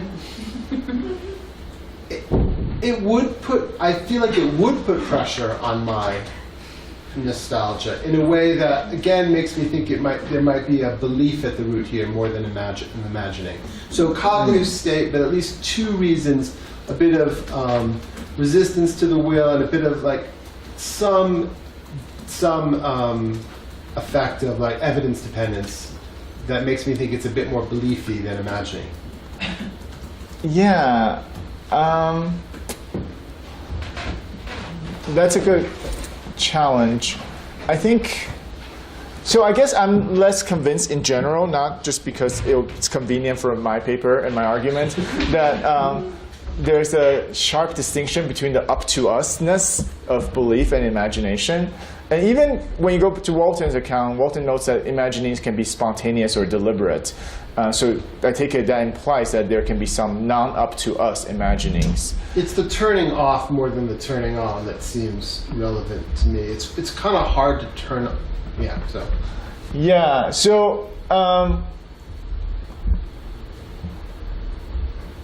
I don't know, but I guess I think that's still consistent with the kind of Waltonian account that like whenever you look at like an artwork, you just have this imaginings, and it's really hard to turn it off, right? Think about how imagining is supposed to play a role in representational arts or even non-representational arts like music. I take it the thought is a lot of times they prescribe these particular make-believe worlds, and it's really hard to turn them off when you're looking at the art or listening to your music. So I think that's all consistent with what I'm saying here, that when you're eating the food, you can't help but imagine these things about the past in the same way that when you look at a painting, you can't help but have so on and so on imaginings. The evidence resistance is more interesting. I guess I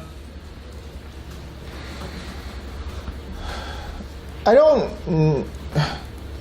So I guess I think I need to think more about it, but I do think there's a way in which you can still have fictions that hang on features of the real world, right? You might think that like, so just because something is fictional, something is make-believe, doesn't mean that it doesn't have some correspondence with the real world. And if you change something about your real-world belief significantly, that will affect how you interpret the make-believe world too. I don't know. That's a first-pass response, but I think that one's harder for me. Yeah, thanks. I'm wondering about the transience objection and the type token distinction that has come up a couple of times. So, as I understand, the objection is that food is short-lived and it's cannot be enjoyed by future generations. That's supposed to be problematic. But then I was thinking about music. I don't know philosophy of music, but we can grant that Mozart's work is a work of art, and for sure it can be enjoyed by future generations. But then, if that's the case, if we accept that, then it's clear that we're predicating work of art to the type, not to each execution, because that's short-lived too. In a similar way, couldn't you like say that, work of art shouldn't be predicated of tokens of food, but of like recipes or something like that?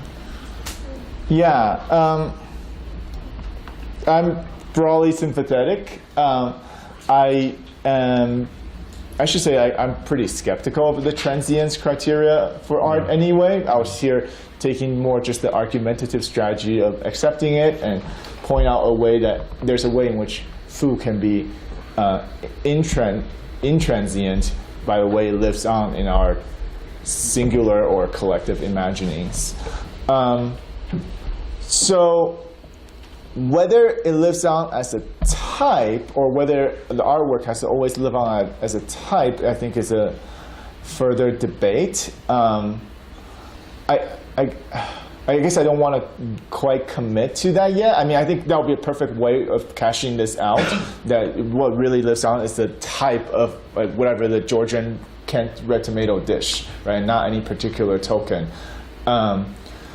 So I think that would be fine. I just don't want to make that the only option. Like, I don't know, I can imagine like there's this one perfect example of the Georgian red tomato dish, like it's people have these memories that really track onto the original token or something like that.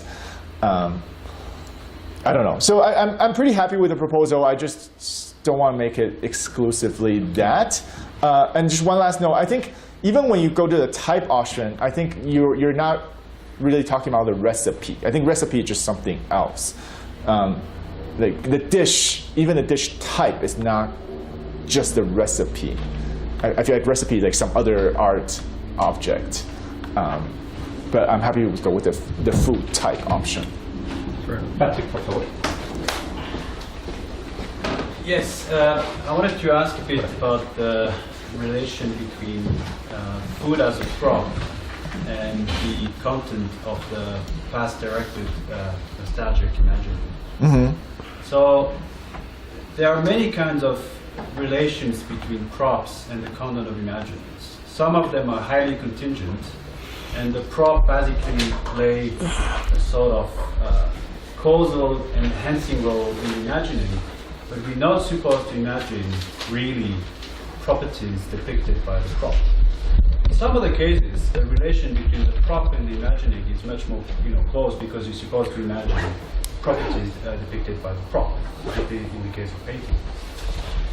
So now with the case of food, I'm not so sure actually which role the food is supposed to play, because it seems to me that it's a bit of an abuse of language to speak of nostalgic food, because you're not really nostalgic for the food.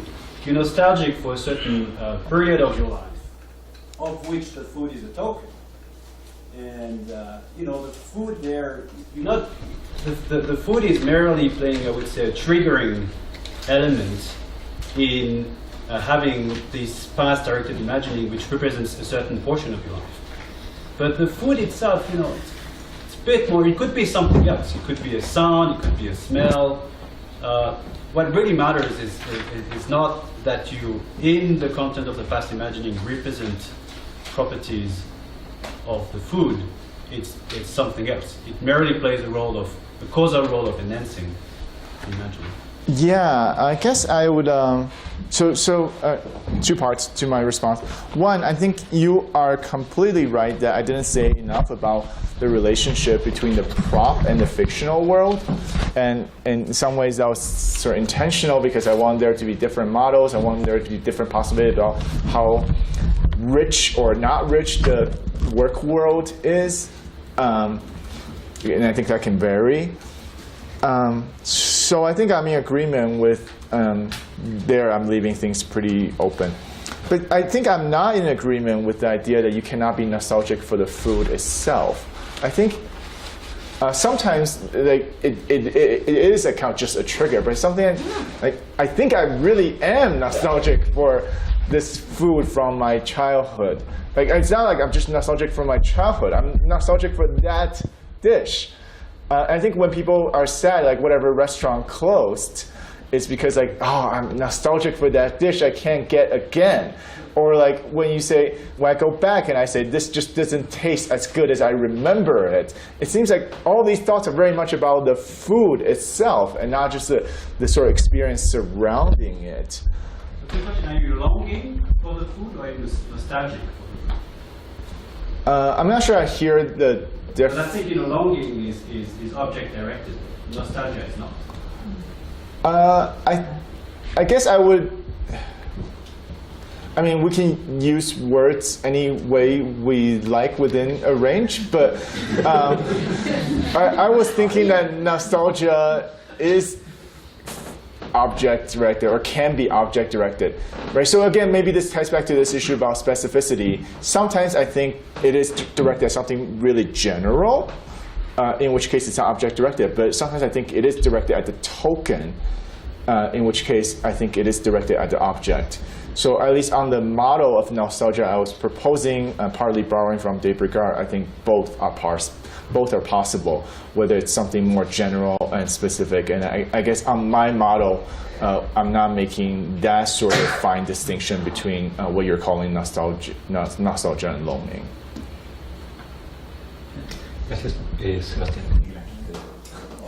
Thank you, Sam. I would like to ask you to clarify a little bit the role that nostalgia plays in making food a major art.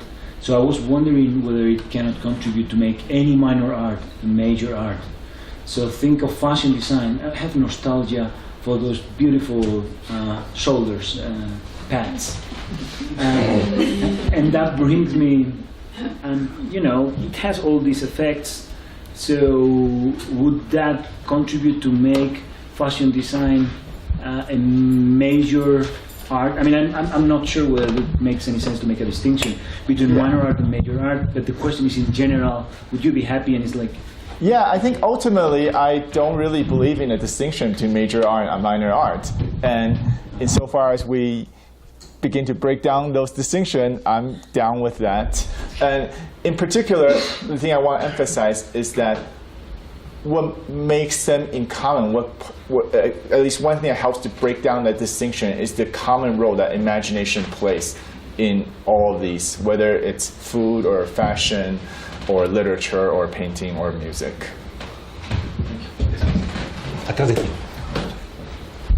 Thank you. So in regards to historical nostalgic food, I think it's important to consider that some foods that have this historical weight are often constructed through nationalistic discourses. For example, some authors propose that Mexican national cuisine was constructed through the 20th century, and before there was not a Mexican national cuisine. So, in your opinion, what role do constructions of national cuisines play in historical nostalgic food? Thank you. That is a great question. I think it's really important. I want to say something a little more general. I actually think the more general thesis is that nostalgic food is really important to a construction of identity.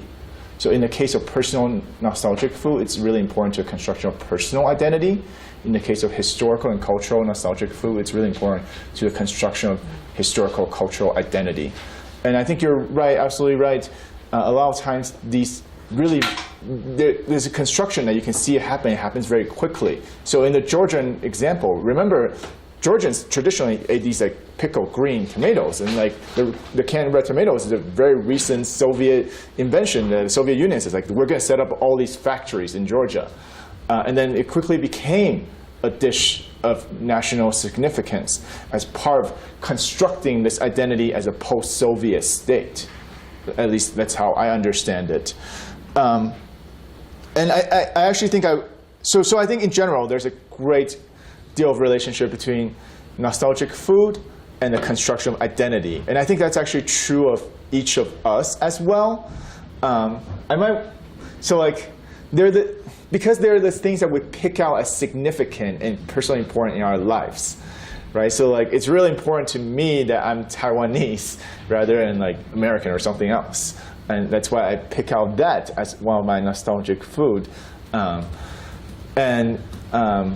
I think there's a general connection between nostalgia and identity construction, and I think that's something to be explored further. So can I just add one more thing? I think often these come also with some kind of traumatic events. At least that's my hypothesis. It's like a lot of the, at least on the national identity side, a lot of times these come from like post-colonial periods of struggle or like wars or something like that. And that's why like both the food is created and there's like a consolidation of a kind of identity. I think that's the case with like the Korean budai jjigae. I think that's the case with the Georgian canned tomatoes. I think that's even the case with like some American nostalgia for like the sort of government ration American cheese. I think you find a lot of these examples, and I think it's a hypothesis. I think that's true of personal identity as well. Like thinking about the experience you have with maybe family members you've lost.